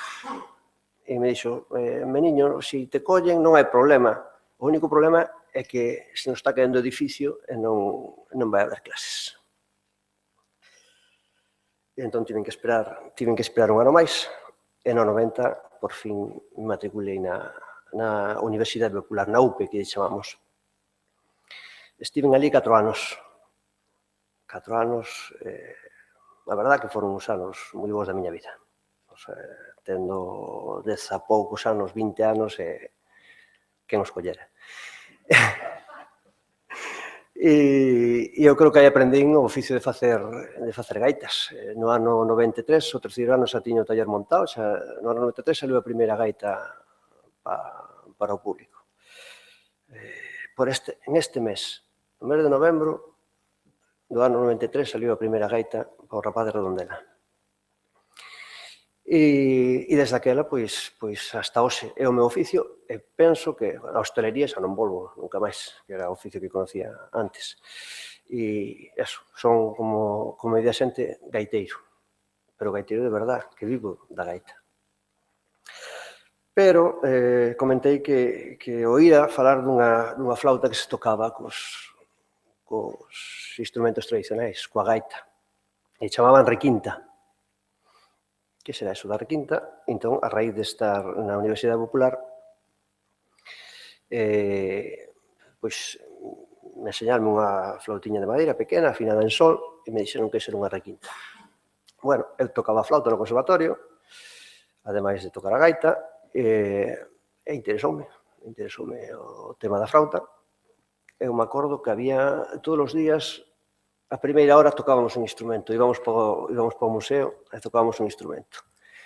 E a min eses 4 anos valeronme tamén para aprender o pouco que sei de tocar a zanfona e o que sei de tocar a requinta, porque como a gaita xa tocaba, pois ali tocaba un día requinta, un día zanfona, un día requinta e un día zanfona. A verdade que foron uns bonitos anos, con outros compañeiros, moitos deles teñen obradoiro hoxe. Como dixe a Neco, éramos a nova vaga de artesáns daquela, porque éramos un pouco a xeración ponte dos vellos, é dicir, antes que nós estaban os vellos. Salir Afonso, da Guardia, que é un pouco máis vello que a nós, Manolo Bacalao andaba por aí, Bueno, pero Sito Carcedo xa é anterior a Afonso. Creo que montou antes que Afonso, sí. E depois estaba o Xoase en Cangas, tamén daquel tempo, e Zalo, e María Xosé, me parece. E, bueno, dai saliu Xaime, que era a promoción anterior a miña, a mesma. Bueno, pois da mesma promoción que a min, e Gil tamén é da anterior, daquela estaba tamén Miguel, o que está en Sarria, Miguel Mosquera, e creo que éramos os da Enoli, que facía as palletas, saliu esa xente. Bueno, despois viñeron moitos máis, moitos que estades por aí tamén ao fondo, sodes das últimas xeracións. Perdín o fío con tanta... Bueno, sabía que había unha flauta de madeira e en eses anos pois aprendín, tive o primeiro contacto con elas. Non sei se o tema das fotos será unha boa idea.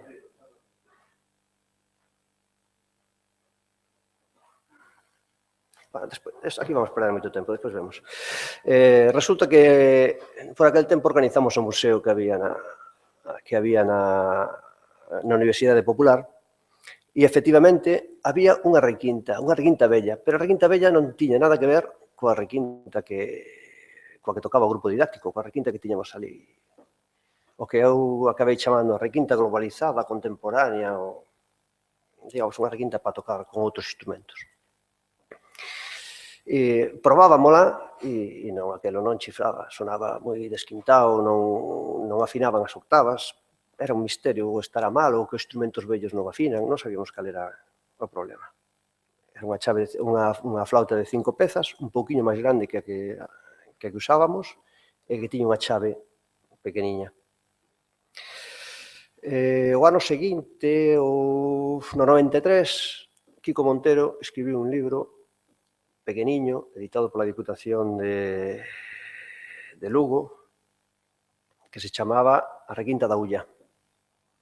E entón, bueno, non decía moitas cousas, decía cousas moi deslavazadas que tampouco non se sustentaban moito, pero villa dicir que efectivamente que sí, que esa flauta sí que se tocaba e que ademais que afinaba coas gaitas e máis, montaron un grupo en ese mismo ano que se chamaba A requinta da Ulla, na que tocaban Marcelino e Pepe, que son os dous requinteiros vellos. Creo que os escoitei no San Froilán un domingo das Mozas por primeira vez. E era unha maravilla. Sonaba raro. En aquel tempo se dicía desafinado. Eu hoxe non o considero desafinado en absoluto. Pero bueno, tiña un encanto. Ademais, víalos chegar, antes de sentiros, sentías as requintas. Despois sentía as gaitas detrás. Iso era increíble. Pero si coas requintas que tocamos nós, non, iso é imposible. Te pos ao lado dunha gaita e pinta la mona, non se te escoita. E entón foi cando descubrí que efectivamente, que as requintas da Ulla tocan na terceira octava, tocan unha octava encima das gaitas e tocan cunha escala modal propia da Ulla. Tocan en si natural e con unhas desviacións dos tonos pois bastante grandes. Ese era o problema, o porqué cando soplábamos esa requinta veíamos que non nos sonaba quintada. Ademais, esa flauta ten unha particularidade que é que só afina nesa terceira octava. As dúas octavas inferiores, as que non se fan con armónicos, pois están totalmente desquintados. Pero, bueno, aos requinteiros da Ulla non lles fai falta afinar en esas octavas. Bueno, posteriormente, en ese ano, no ano 94, un rapaz grande de Lugo, que se chama Saneco, fixe unha visita, como contou antes, polo meu obradoiro. Sempre lle agradecerei que me fixera esa visita. A min non me tuvo que visitar moitas veces como a Seivane. A mí, a primeira vez que me visitou xa me enamorou. E convenceume para ir a Guitiriz, a Pardiñas, a facer unha tolería de hippies. A xuntarnos con outros 7 ou 8, porque non éramos máis. E mostrar o noso traballo. Eu, que levaba 2 anos pola miña conta, era o segundo ano que ainda non. Si en novembro montei o taller, no mes de agosto estaba en Pardiñas. A verdad que foi unha experiencia que me quedou sempre gravada, levo 22 anos indo e creo que só fallei un ano por motivos de forza maior e sinto Pardiñas como algo meu, casi tanto como Saneco. Actualmente estamos indo 30 artesáns na última edición. Eu creo que hai un clima moi bon de camaradería, de intercambio de experiencias.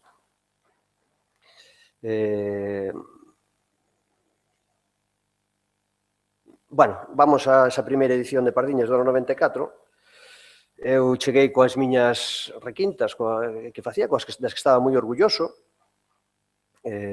tocaban en sol, pero veía que se as gaitas quedaban moi altas, ou estaba moi quente a requinta ou lle chuzábamos moito, non chegábamos a elas, ou se as gaitas estaban moi baixas polo que fora, empezabas a abrir a peza da boquilla e chegaba un momento que xa a flauta estaba desquintada. Entón, tiña que haber alguna maneira de solucionar esas cousas.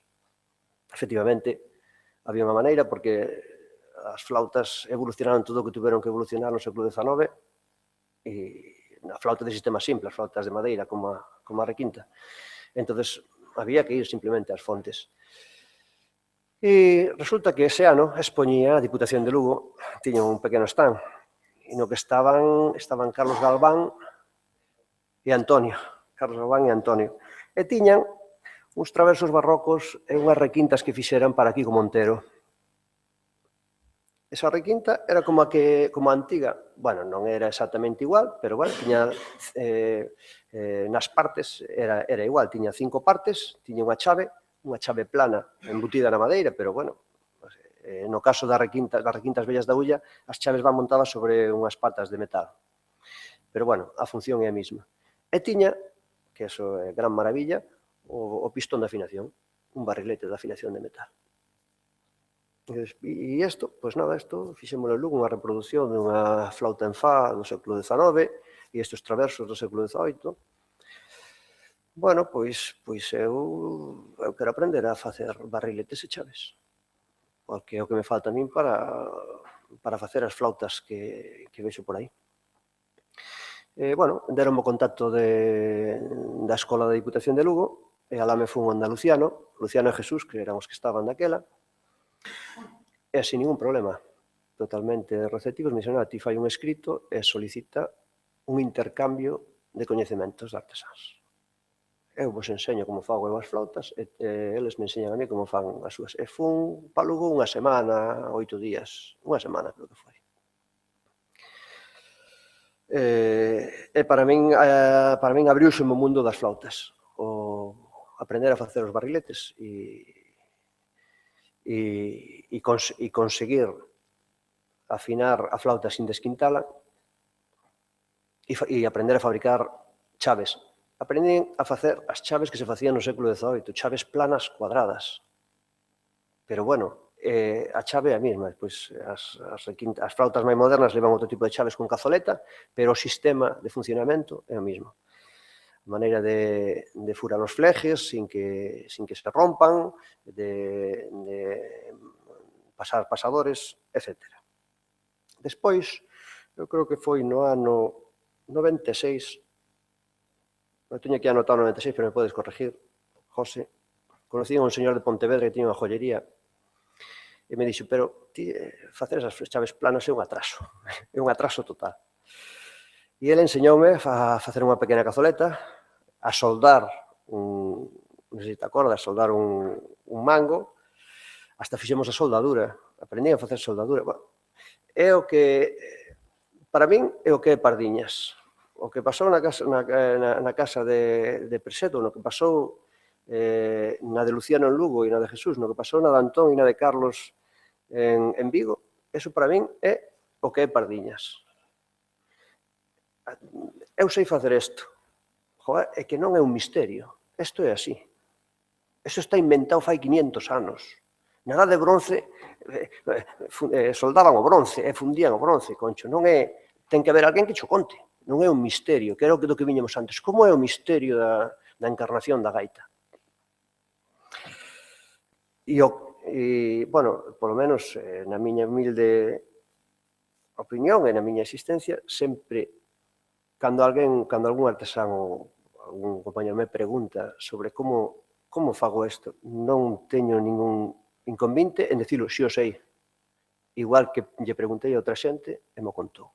Iso para min é o máis importante no oficio. Preseda me enseñou esas cousas de soldar e facer cazoletas, etc. E a finales dos anos 90 xa tiña o meu obradoiro comenzou en Redondela, eu sou natural de Redondela, e tamén por iso estive indo á Universidade Popular en Vigo, tive sorte, porque se fora da Fonsagrada iba a ter bastante máis complicado. A finais dos anos 90 xa tiña o obradoiro aquí en Santiago, en Santa Lucía,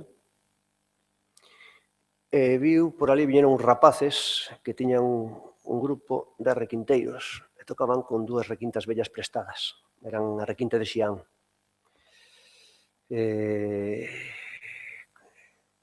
Trouxeronme unha requinta vella e me dixeron hai que facer unha copia desto.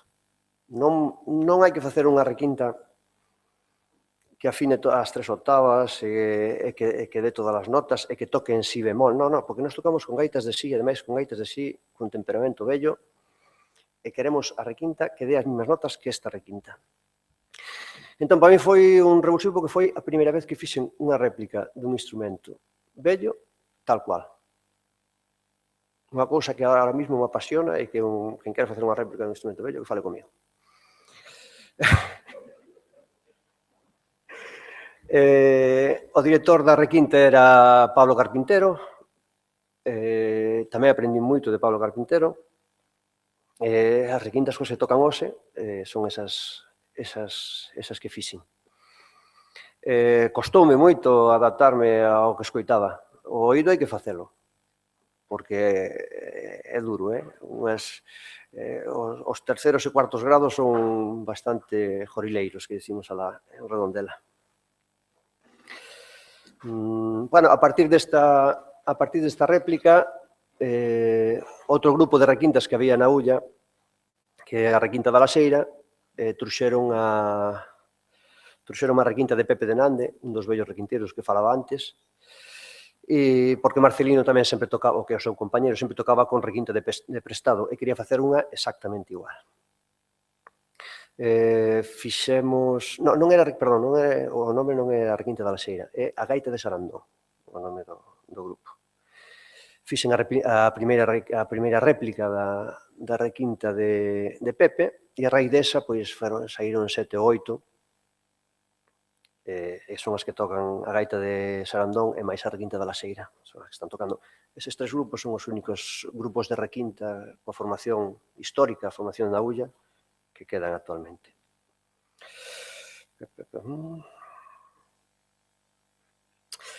E nada, xa para rematar, como dixaneco, a presentación, que sería o final da charla, pero bueno, pois que nestes 22, 23 anos que levo no oficio, pois, ahora mesmo, ademais das requintas da Ulla, pois fago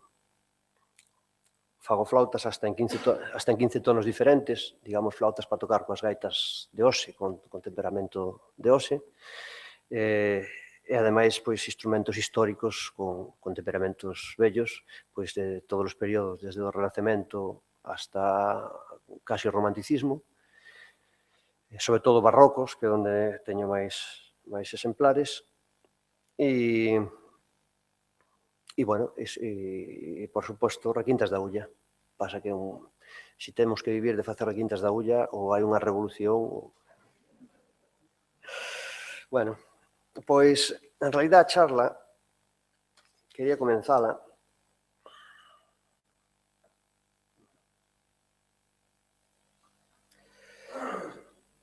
cunha cita de Castro San Pedro. Vamos ir aquí, non? Non. Así está ben, non? Bueno, cunha cita de Castro San Pedro. No Cancioneiro Musical de Galiza, Cancionero musical de Galicia, no apartado de descripción de instrumentos, describe a gaita, dedícalle 4 follas e media, e despois, en vez de saltar a zanfona ou saltar os instrumentos de percusión, vai e fai un párrafo de 5 líneas escasas que dice, e vou citar textual en castelán, tal cual como está: violín, clarinete e flauta. Huelga toda descripción tratándose de instrumentos tan conocidos. Solo diremos que el primero siempre fue más usado que la zanfona, que el clarinete usado y que tuvo bastante boga fue el de tono de do, y que la flauta travesera o de forma alemana, en sus distintos tamaños, de ordinaria, tercerola y flautín, vino a sustituir al pito de boquilla biselada y de 4 agujeros que quintando daba más de una octava. Son 5 líneas escasas, pero nos di 2 cosas moi importantes. Unha, que tanto o violín como o clarinete e a flauta os consideraba instrumentos da música popular ou da música tradicional. Non fala da guitarra, non fala do piano, que había seguramente máis instrumentos desos, nin da trompeta, nin do violonchelo, nin do saxofón. Fala do violín, do clarinete e a flauta. E ademais di por qué. O violín, porque se tocou máis que a zanfona, polo menos no tempo dele. Estamos falando, isto está publicado no ano 1910 e está recolectado desde o ano 70 e tanto, 1800, no último cuarto ou no último tercio do século XIX. Por un lado, di eso, que estaban considerados como instrumentos, e por outro, di que a flauta que se tocaba en Galicia non é a requinta. E máis, según o traballo que fixo Pablo Carpintero sobre a requinta da Ulla, que está pendente de publicar e que levou un premio nacional de investigación, antes do ano 1905, a requinta non hai vestixios de que ninguén, na Ulla non se tocaba a requinta cos grupos de gaitas. E, ademais, Castro San Pedro non menciona a requinta en ningún momento. E iso que o seu área de influencia ten moitas recolletas da Ulla e o seu área de influencia é a provincia de Pontevedra. De feito, o título original é Cancionero musical de Galicia e, en particular, de la provincia de Pontevedra.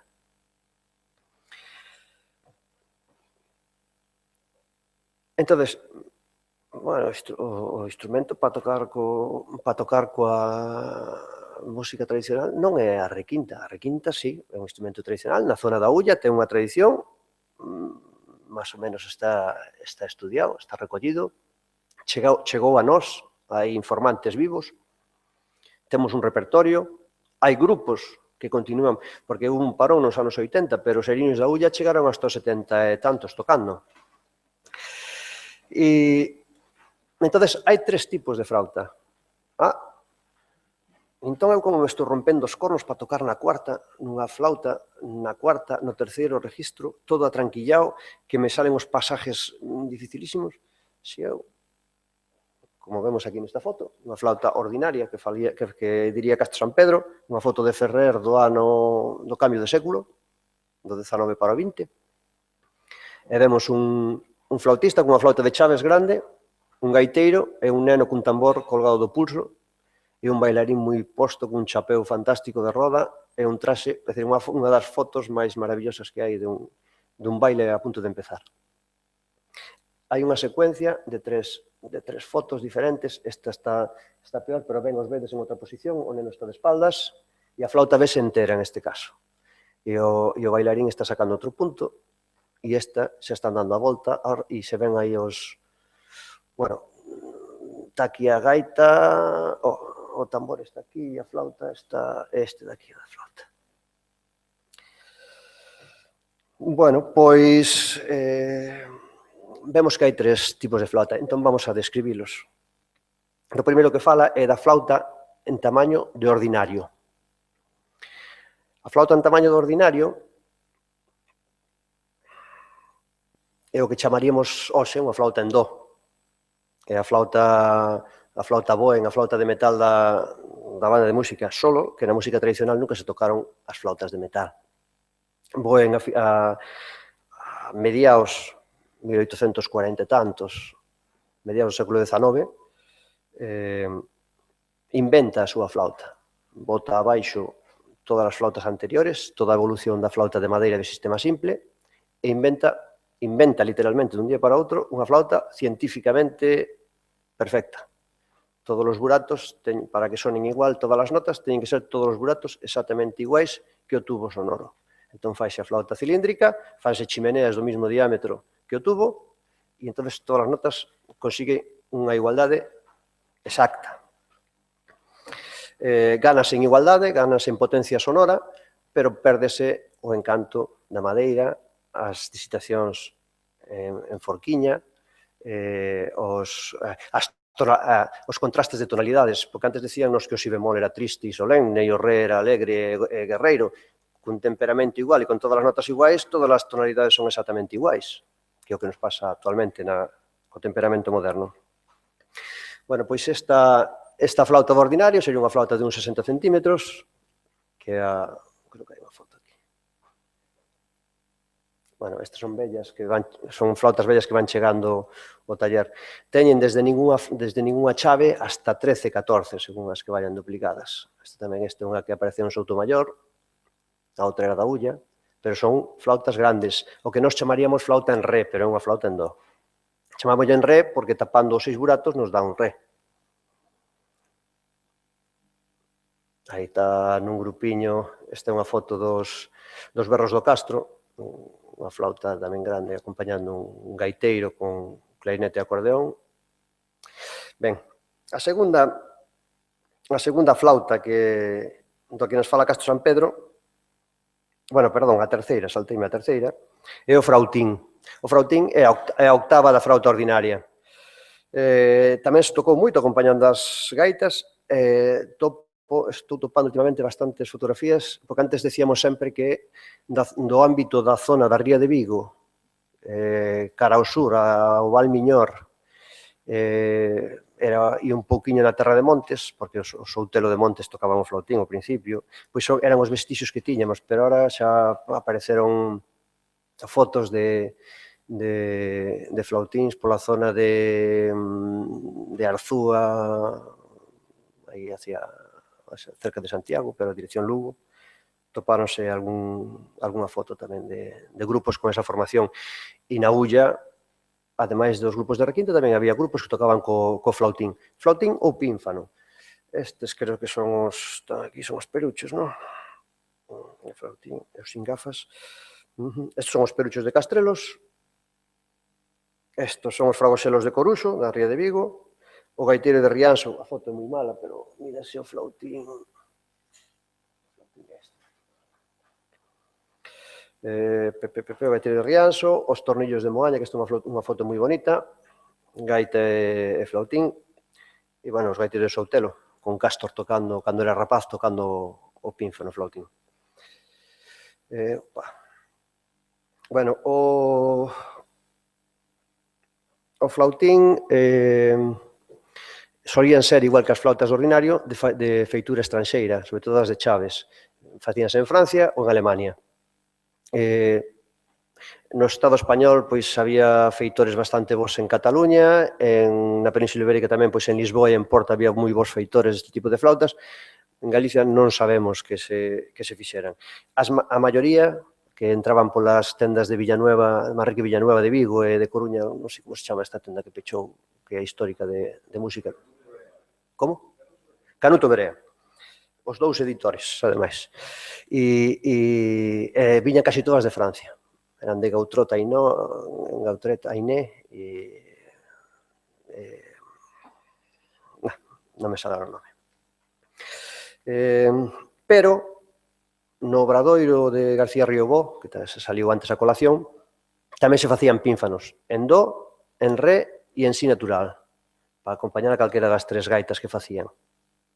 Ademais de requintas, que tamén se facían no Obradoiro de García Riobó.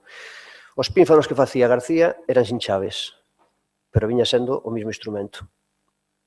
A veces levaban barrilete, a veces non, a veces os estranxeiros a veces tiñan chaves, a veces non. E outro tipo de flauta da que nos fala Castro San Pedro é a flauta de tercerola. Hoxe en día é a flauta menos común. Esta é unha flauta casi extinta. É dicir, na música, nas orquestas, nas bandas, hai esta flauta ordinaria que chama Castro San Pedro, que é a flauta normal, de 60 centímetros, e unha flauta de 30 centímetros, que é o pinfano ou flautín. Pero, sobre todo nas bandas militares, cando se facía música de banda, que había, igual que o saxofón tiña toda a súa familia, a flauta tiña toda a súa familia. Estásme cortando? Tú ben?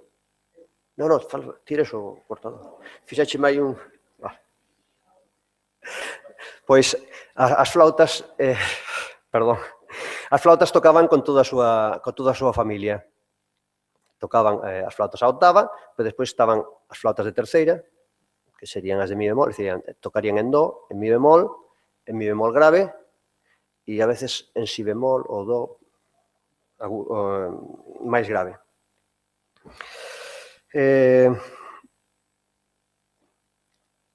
Apareceron, polo taller pasan moitas flautas deste tamaño. Son flautas de uns 50 centímetros, afinados entre fa sostido ou fa.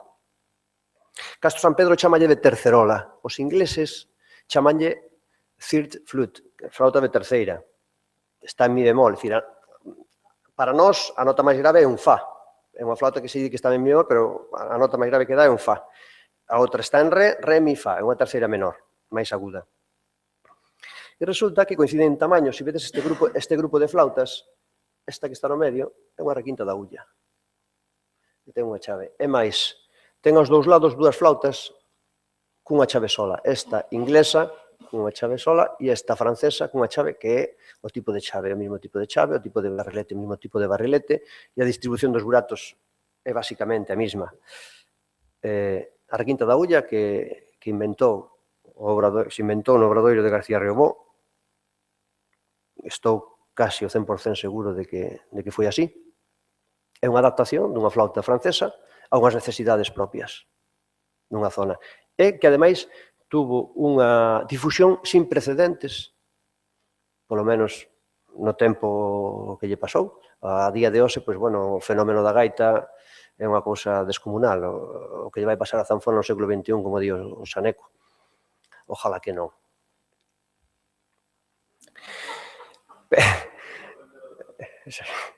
Pois o que pasou na comarca do Ulla non ten precedentes. É dicir, nunha zona tan pequena chegou a haber simultaneamente 20 e tantos grupos en activo, con formación de requintas. Fora unha requinta e unha gaita, foran dúas requintas e dúas gaitas, foran dúas requintas e unha gaita, todas as combinacións posibles. E máis, hai un montón de datos para no estudio que fixeron Pablo Carpinteiro e Santi Otero, en conexión, recopilaron un montón de exemplares, de informantes, de nomes de formacións. A verdad que para ser un sitio tan pequeno son os concellos de Vedra, A Estrada, Teo, un cacho de Padrón, Carcacía, e nada máis. É unha zona moi pequeniña. Boqueixón, que tamén é zona da Ulla. E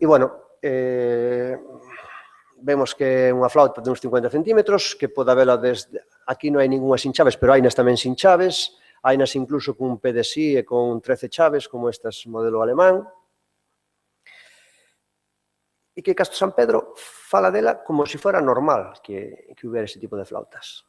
Non a requinta, senón a flauta de tercerola.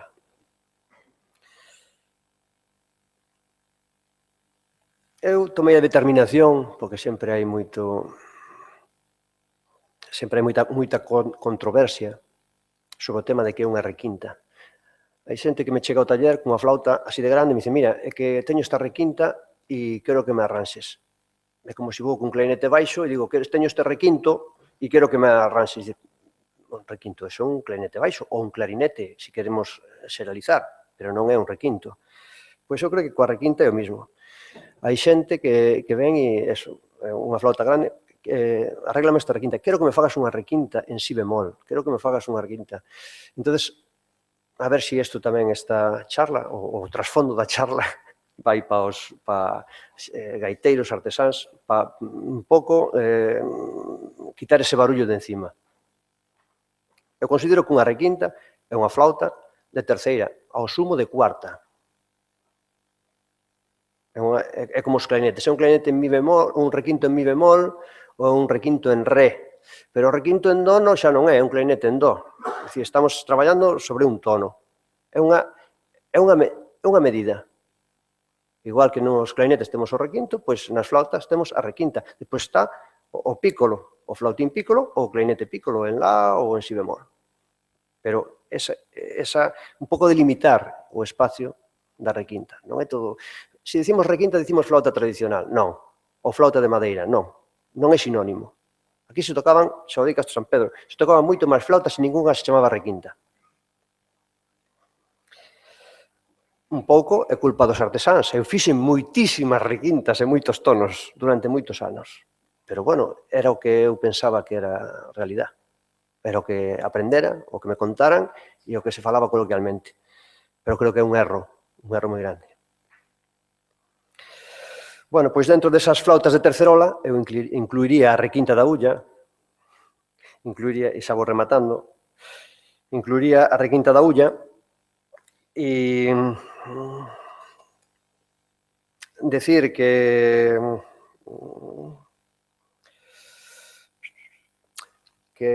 tamén nesta tipoloxía atopamos moitas. Bueno, aí vemos unha flauta tocando con gaita que non é unha requinta da ulla, é unha flauta de tercerola desas. Ademais, este é...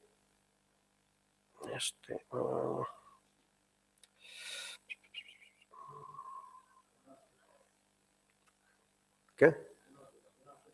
Aí está, é que aquí non o leo, desde aquí non o leo. Venancio Gil Pumar de Agolada, é dicir, ni siquiera é a zona da ulla.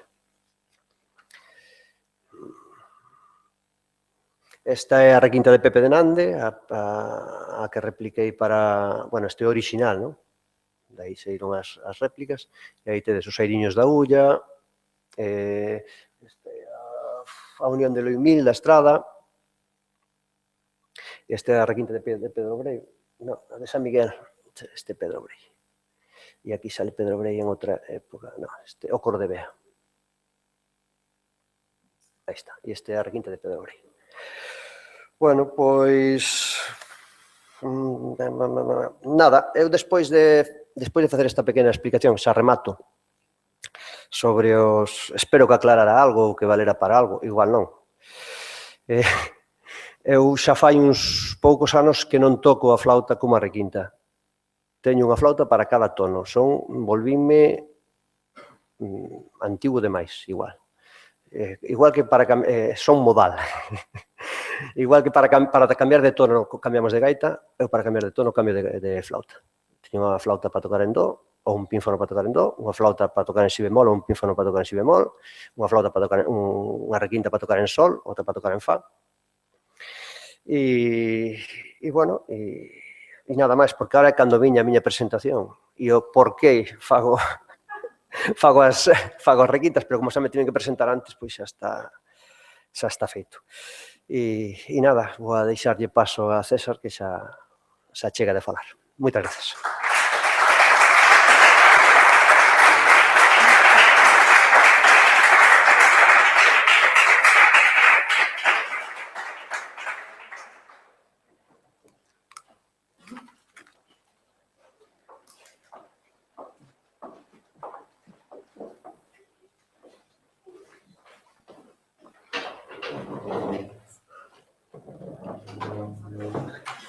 Perdón?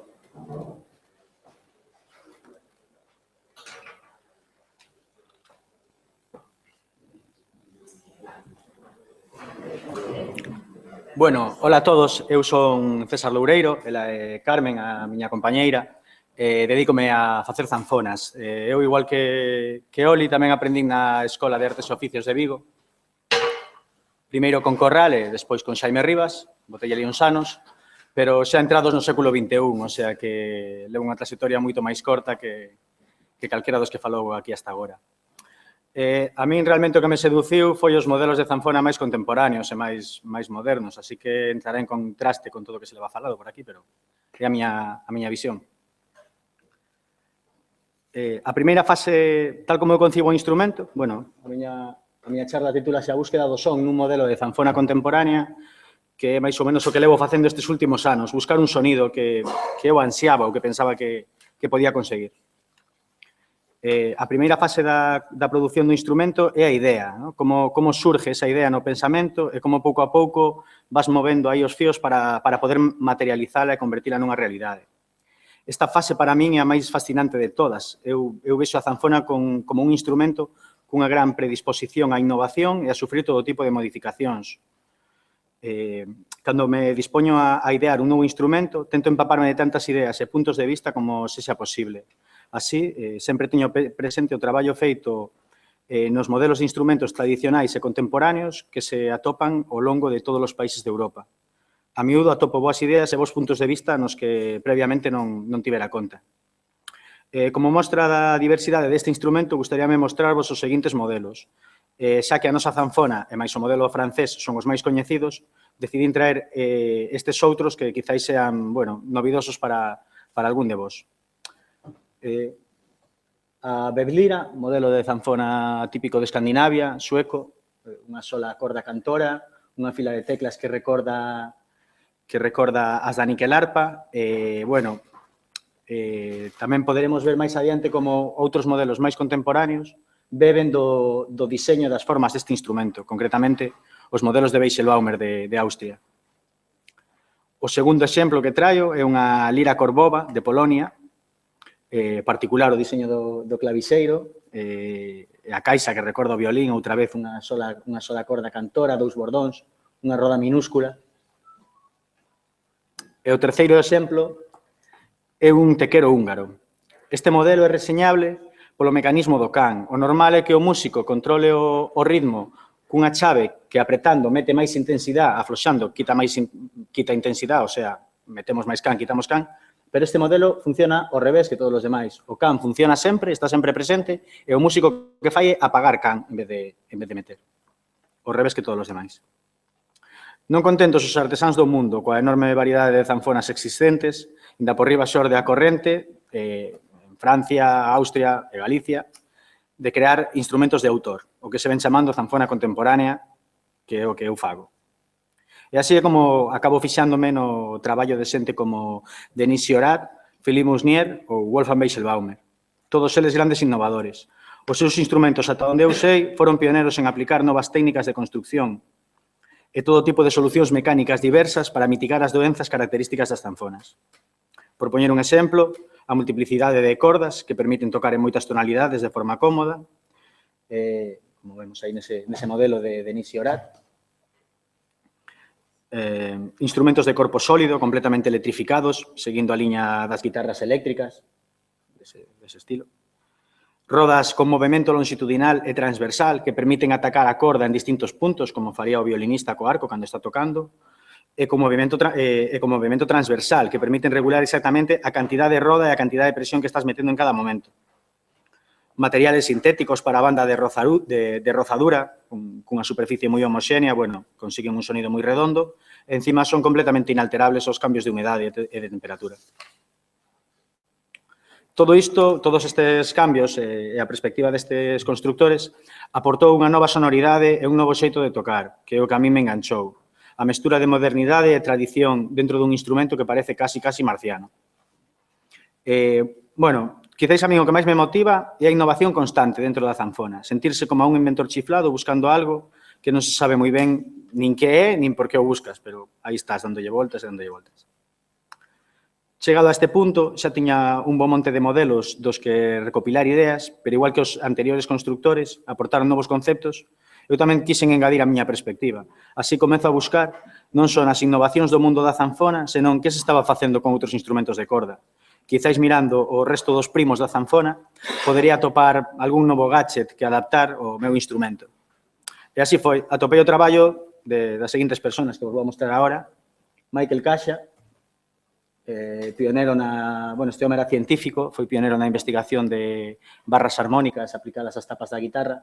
Non é unha zanfona, pero o funcionamento das barras e das membranas si é moi similar, entonces sí que podo sacar moitas ideas aí. Fred Carlson, outro ilustre artesán, constructor de guitarra arpa. Bueno, este home tuvo que enfrentarse ás enormes tensións que soportaban eses instrumentos cheos de cordas. Fabricaba as barras como se foran ballestas de coche, con madeira laminada, dándolle unha forma previa, encolando e laminando. Un sistema curioso. E o que máis me influeu a min, que foi Greg Smallman, este australiano, que, bueno, tamén pionero no diseño de tapas armónicas de guitarra e de reforzos de guitarra, pero, como digo, ao final, eu vexo isto como membranas vibrantes, entonces intento apañar todas as ideas que podo. A tapa armónica, para min, é a peza clave, onde se concentra a maior parte do timbre. Despois de moitos fracasos e de moitas roturas, acabei construindo unha tapa armónica que é unha mestura de barraxe de guitarra e barraxe de violín. Descubrín que variando a posición, o calibre e a rigidez das distintas barras podía chegar a regular a mestura de graves, medios e agudos do instrumento. En definitiva, o timbre, ata chegarme cada vez máis na miña procura do son, o que eu buscaba. Este son que eu busco parecese máis o son dunha viola, xa deixa de parecerse o sonido de zanfona así tan nostálxico. Bueno, é o sonido que a min realmente me gusta. O que a mí máis me apetecía era conseguir un timbre, ante todo doce e meloso, que simplemente virando a roda fose agradable e doado de conseguir. Non me interesaba demasiado volumen e prefiro concentrarme no timbre e no equilibrio que existe entre as distintas cordas. Quero acadar instrumentos onde a melodía brille sobre o acompañamento, o ritmo e os bordóns. O ritmo e os bordóns ocupen un segundo plano, estando presentes pero sin estorbar. Estes tamén deben ser planos e estables, inda cando tocamos a distintos réximenes de velocidade, porque cando tocas con can, a roda ten que ir a veces rápido, a veces lento. É importante que o tempero dos bordóns e do ritmo sea estable. A miña obsesión por atopar a orixe das distintas frecuencias e ser capaz de colocar as barras adecuadas ali onde sean precisas para equilibrar o meu timbre é case saber que tipo de son terá o instrumento antes de escoitalo. Isto ainda non é algo completamente preciso, pero sí que consigo achegarme bastante. Nun principio parecía algo sin sentido e difícil de desentrañar, pero co paso dos anos e coa experiencia vou atopando relacións entre a xeometría do instrumento, as densidades, os volúmenes e as formas de todos os elementos. E deste xeito podo facer a mestura e atopar os armónicos que desexo, logrando así o timbre que eu quero exactamente. Esta é unha búsqueda sin final, onde valorar a calidade dos distintos sons é moi difícil de cuantificar. Pero se podo variar a cantidade de graves, a cantidade de medios e a cantidade de agudos actuando nos reforzos estruturais, cunha precisión aceptable, penso que me estou dirixindo xusto o que estaba buscando, que me parecía moi lonxano fai só uns poucos anos. Como, bueno, innovacións que incorporo nos meus instrumentos, veño de implementar aí unha roda sintética que xa viñan utilizando multitude de artesáns antes que a min. Paséme bastante tempo buscando este material aí, facendo probas con plásticos, con distintos materiales, distintos acabados superficiales, hasta que atopei esta especie de cerámica sintética que me dá moi bo resultado. Estou moi contento con ela. A ponte regulable, ese mecanismo aí acoplado á ponte da zanfona, xa viña sendo moi utilizada en mandolinas e guitarras. Bueno, dá moi bo resultado na zanfona, permite regular a presión da corda facilmente. E os bordóns regulables, que tamén permiten controlar a sonoridade do mesmo. Simplemente virando podes controlar a presencia do bordón, que sea máis piano, máis forte, por poñer uns exemplos.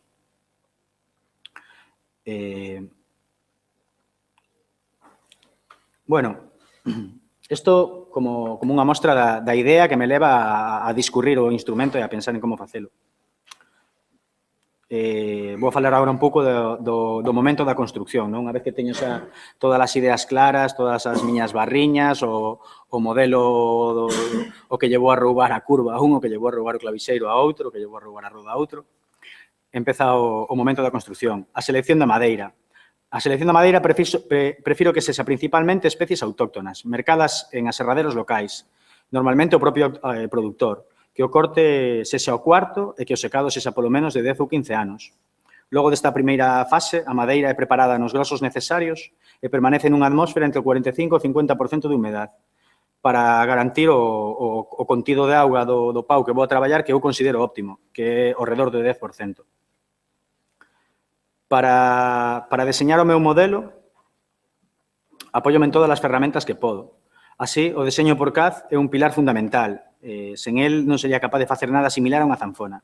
Este xeito de traballar permíteme crear pezas, modificar elementos en 3D, facer probas que, ainda que son virtuais, sonme moi útiles, buscar solucións estéticas, diseñar calquer tipo de accesorio.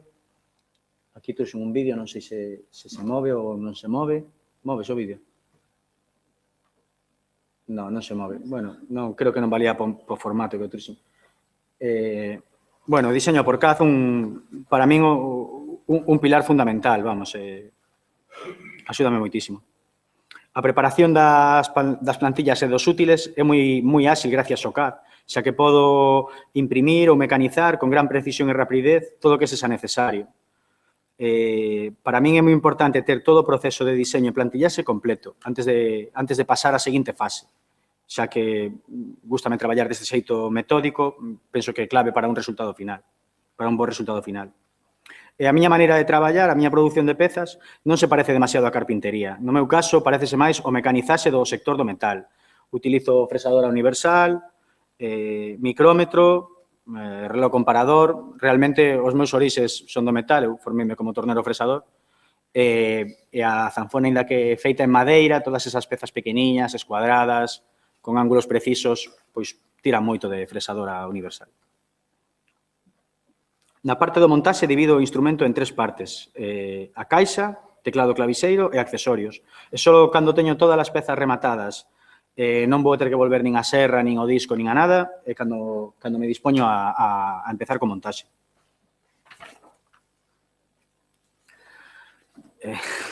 Bueno, estuvo ben que tardades vos bastante, porque eu xa me queda aquí 2 minutos, así que así vamos compensando.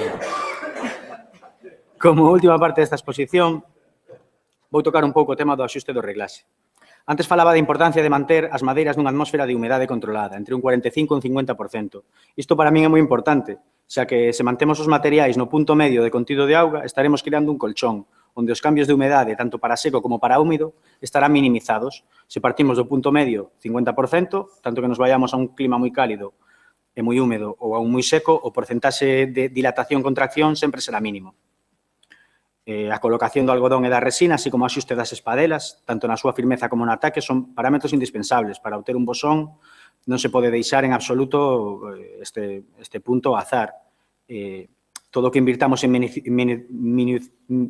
minuciosidade no seu cuidado de axuste vai nos a reportar boas experiencias.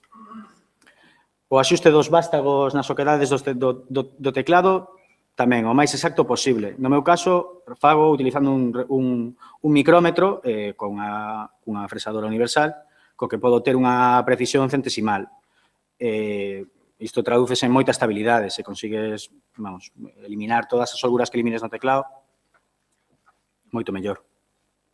E despois, a hora de tocar, o músico debe ser escrupuloso coa afinación, non só coas cordas ou aire en xeral, senón con todos e cada un dos intervalos, sempre na procura dunha afinación correcta, bueno, marca unha gran diferencia se somos escrupulosos en afinar ben todos os intervalos.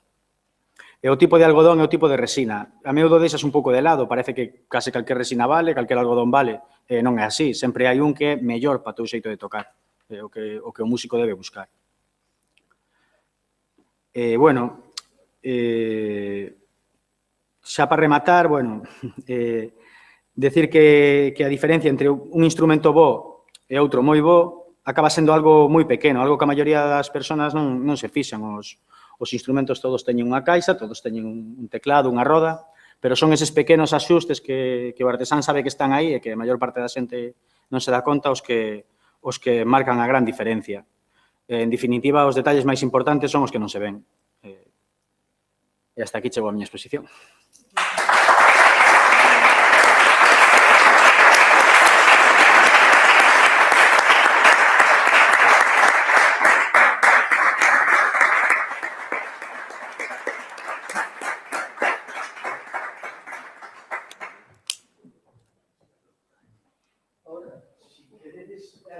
Vamos un poquillo esto retrasado no tempo, pero vamos a facer un pequeño descanso de 5 minutos, pero pasar a todo.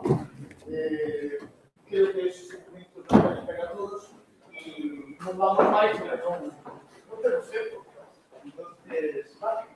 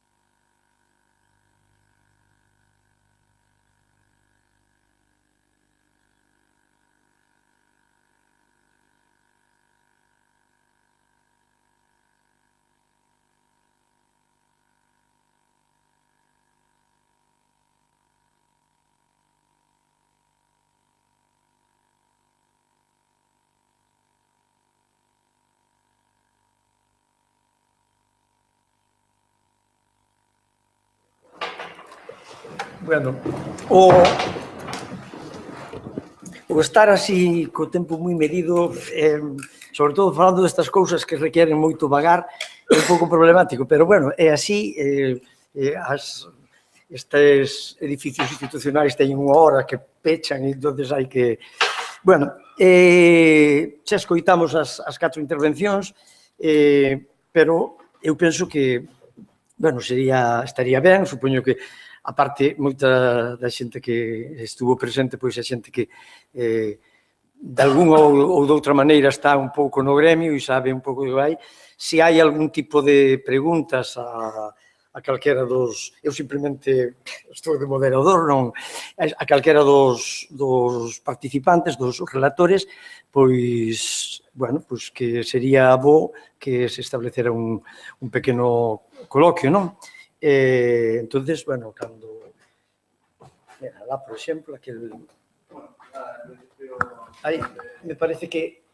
Bueno, a ver, no, simplemente dar as gracias aos 4 e, bueno, ao Consello de Cultura Galega por acercarnos un poquinho máis a forma de traballar e as cousas que fan singular estes instrumentos.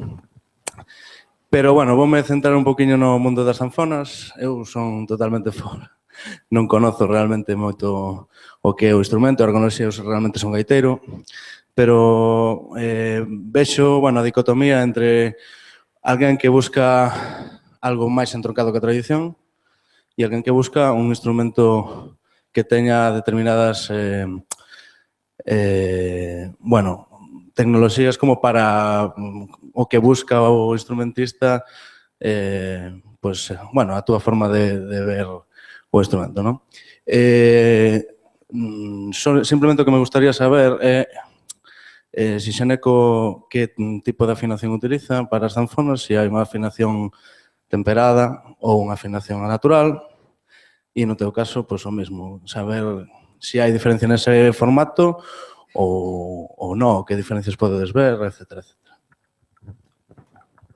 As afinacións, eu penso que nos utilizamos afinación temperada.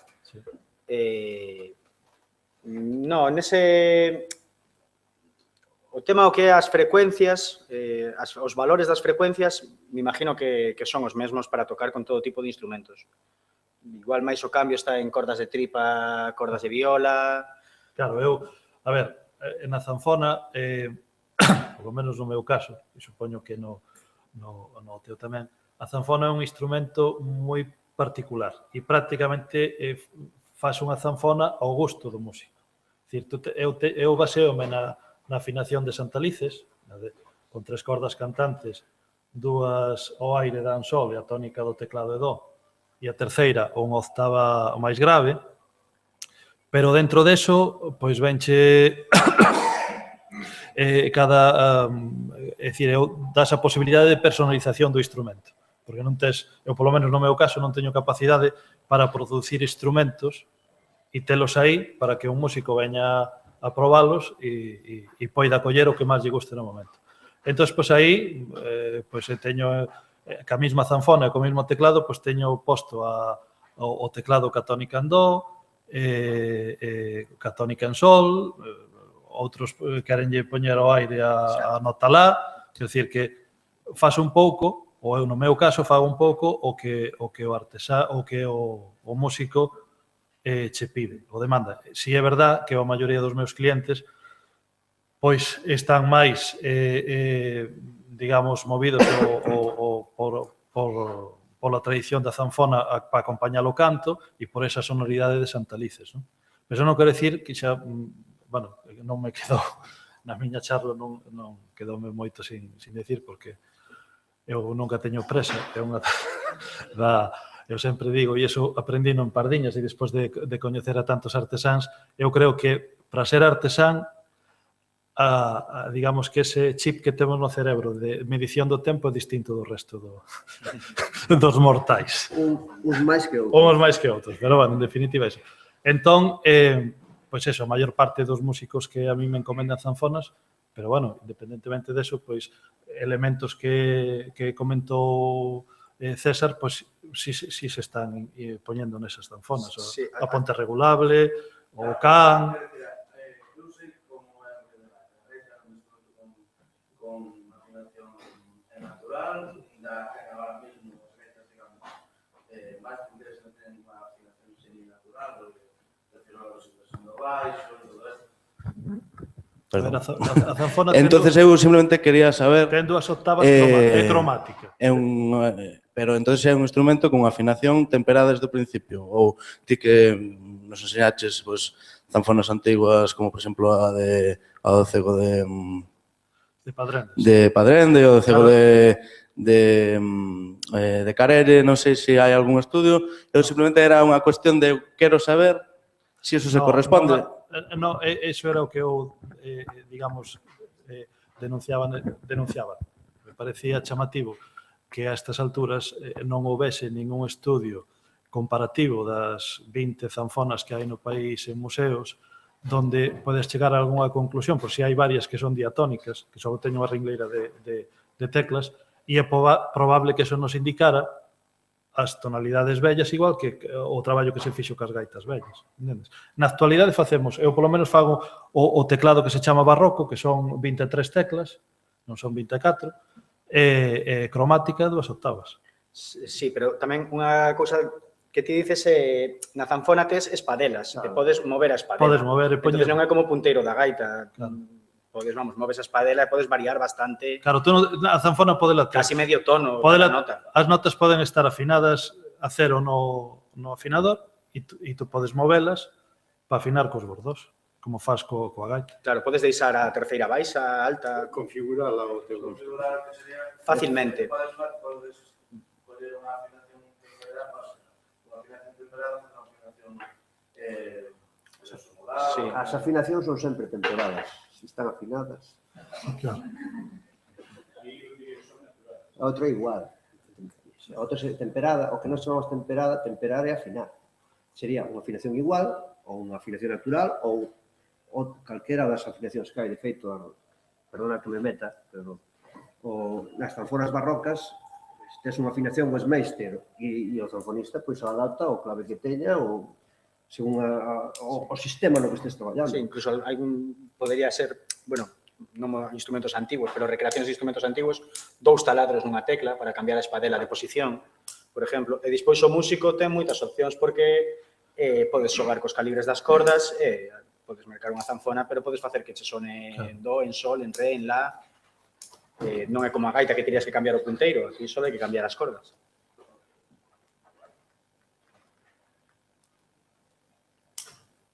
Sí. Además, eu creo que na zanfona, eu sigo acaparando, cando eso tú cortas. Non te cortes. Eu creo que na zanfona, a mí o máis positivo do que ocorre nesta época é que é un instrumento que, como decía antes, está tendo unha tendencia no propio país moi vanguardista e despois tamén hai a tendencia de que o instrumento siga mantendo viva, porque zanfonas hai en toda Europa, como biches, pois, que siga mantendo a morfoloxía galega do instrumento. Claro, todo isto ocurre porque hai que hai que reincorporar a zanfona á tradición galega porque é un instrumento que se perdeu, así como a gaita si ten moita tradición e a parte está estudiada. Mesmo os altalices no traballo que fixeron Castro Vicente, os irmáns Castro Vicente, pois ali recoñecen que a aplicación de afinación que fai Santalices é a afinación que a él lle parece a máis acaída e a técnica de tocar, el era gaiteiro, era de gaiteiro. Non descoñecemos as técnicas antigas entonces, pois, eu creo que é o interesante do momento que estamos vivindo, claro. Entonces, aí tamén hai outra historia. Isto xa vai para os 4. Falamos de que a tradición da zanfona morreu e se volveu a incorporar, pero a tradición da gaita nunca deixou de estar aí. Entón, en que punto che dá máis libertad o feito de que non haxa esa tradición, non chegar hasta nós esa tradición, ou en que punto ganas a hora de coller e dicir, bueno, pois vou facer pois o que está facendo, por exemplo, César, coller e dicir, bueno, vexo este instrumento e vou lle dar a miña interpretación do que para min, como ten que sonar este instrumento. Eu creo que iso ocurre... A ver, César dalle a súa interpretación, eu dou a miña, Xaime Rivas, que está aí, tamén fai zanfonas de corte tradicional e ten a súa reinterpretación. Iso, en todos os... A gaita que tocamos hoxe, pois ten pouco que ver cas gaitas de principios do século XX. Incluso, eu recordo, fai pouco, bueno, fai 2 anos, así, na Pastoriza, cando o teu pai lle adicaron o nome da Casa da Música, Raúl Galego levou unha gaita que fixera Xosé Seivane, a primeira que lle vendeu a Raúl, e o timbre desa gaita, pois, non é igual co das da hora. Tu ves a gaita, pero, bueno, a evolución que ten, iso que quen vai definir o que realmente é a Pouse?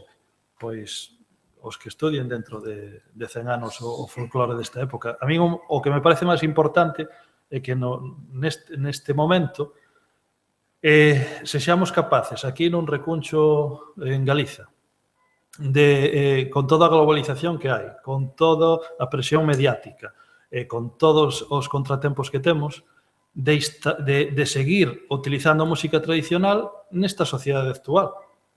Porque realmente, donde naceu, a sociedade onde naceu a música tradicional, esa desapareceu. Era a sociedade de autoconsumo. Entón, eu creo que o valor deso é que non montemos liortas entre nós e andemos a golpes, porque realmente sigue sendo no total da sociedade pois unha cousa moi minoritaria e ínfima comparado co poder que ten o resto. Pero aquí eu creo que estamos facendo ben. De todos modos, métome no medio un momento, de todos modos, un pouco coincidindo no de que a xente quere facer novas cousas, evidentemente, no mundo da gaita, por exemplo, que eu conozco un poquinho máis de cerca, pois, claro que cambiaron moitísimo as gaitas de principios do século, pero non de principios do século, desde mediados do século, quer dizer, eu cando empecé a tocar a gaita, pois... Último cuarto do século. Pois eso. Entón, vamos contar unha anécdota que quero dicir, que penso que hoxe en día é xa moi complicado que ocurra, pero sí, quero dicir, se perfeccionou moito as afinacións, os tonos, todo eso. Eu recordo, eu a primeira gaita que tuve foi de García, de Riobó, e era unha gaita en dó, e resulta que para un concurso aquí en Santiago, xusto cando morrera Carril, o padre Feijóo fixera unha peza que se chamaba homenaxe, o Pranto por Basilio, chamábase. Era en tono menor e todo eso, e pedían expresamente que os gaiteiros que se presentaranse tocando con gaitas en si bemol. Nós non tiñamos. Entón, alá me tuve que ir a xunto a García a pedirlle que nos fixeran os punteiros. Fixemos uns punteiros en si bemol, e aqueles punteiros, ele non estaba moi, digamos, non sei se estaba moi ducho, non sei, pero, bueno, non afinaba moi ben. Entón, bueno, nos levamos os punteiros e tal, e tiñan bastantes problemas. Entón, un día fomos a xunto e dixen, mira, García, que aquí ten... Entón, ele escoitaba e dicía, aí, eso, dicía, que daba a nota que daba iso, dicía, pide abrir. Dicía, recordo, pide abrir. Entón, escolleu unha navalliña ou tal, e abriu un pouco. E tocamos de novo, e cando tocamos de novo, dixo, pide cerrar. E entón, claro, aí xa había un problema, Entón, eu creo que iso hoxe en día é impensable, non? É impensable. E iso... Non é tan impensable. Non é tan impensable. Bueno, non sei, a mí me parece... Cando fagas alboradas... Me parece que sí. Bueno, quero dicir con isto que eran tempos moi diferentes, e que os artesanos que hai hoxe en día, pois, hombre, non é, con isto non quero facer unha crítica, hubo artesáns vellos moi bons, pero quero dicir que hoxe en día, digamos que hai moitos artesáns novos e moitos artesáns bons, e digamos que a nivel técnico, de técnica ou de tal, non sei, pois, penso que, bueno, é como todo, quero dicir, todo vai progresando, non? Entón, iso tamén influye. Evidentemente, as gaitas de hoxe en día cada vez, comentaba antes Álvaro, non? Que, bueno, pois todas esas innovacións que llevan metendo e tal, que eu creo que non van en detrimento do instrumento, porque o instrumento sigue sendo xenuíno, pero van facilitando moitas cousas, van facendo moito máis, digamos, equiparable a outro tipo de instrumento. Sí, eu quixera decir algo ao respecto. A miña visión é que o problema non é a innovación, o que fagas ou que non fagas, senón o camiño polo que esa innovación se incorpora ao mundo dos instrumentos musicais. Entón, se as innovacións non son impostas e son aceptadas de maneira natural polos músicos, como os foles de goretés, ou as anillas de aceiro, ou as madeiras tropicales, ou unha roda que lle cambias a zanfona, nadie está impoñendo. Eu pasarei por aquí, farei a miña roda, o mellor morro, o instrumento desaparece e non se perpetúa, pero se os músicos o aceptan e pasa a formar parte da cultura, pois un elemento máis que se incorporou de maneira natural. Entón, eu creo que a clave está en como se incorporan eses elementos. Se de maneira natural e os músicos van aceptando de maneira natural, benvidas sexan. Por eso preguntaba antes. Claro, Dice Pepe que, claro, unha gaita sigue sendo, non perdeu a esencia. Claro, pero que a gaita sabemos cal é a esencia. Por eso preguntaba antes hasta que punto che fai ser máis libre de que dicir, bueno, pois eu vou poner unha roda de un material cerámico. Sí, pero non o inventei eu. Non, xa sei, pero quero decir, se os instrumentistas o aceptamos, quedará na tradición, se se perpetúa, vamos, se é algo natural. Pero, por exemplo, na gaita temos o referente, pois, o de sempre, das gaitas de Ourense e todo o rollo, non? Que non é máis que unha cuestión de cambio de organoloxía. Vale, porque nós temos un referente, nós sabemos que o ronco tira para arriba e a ronqueta normalmente vai ben riba do brazo, que non en todas as gaitas tradicionais era así tampouco. Entonces, claro, hai entendo, creo que hai unha limitación máis no constructor de gaitas en coller e dicir, pois eu vou poñer aquí arriba un jalleto porque me sale a min da alma ou porque me parece que é máis ergonómico, sabes? E, sin embargo, creo que igual é máis non sei, se eres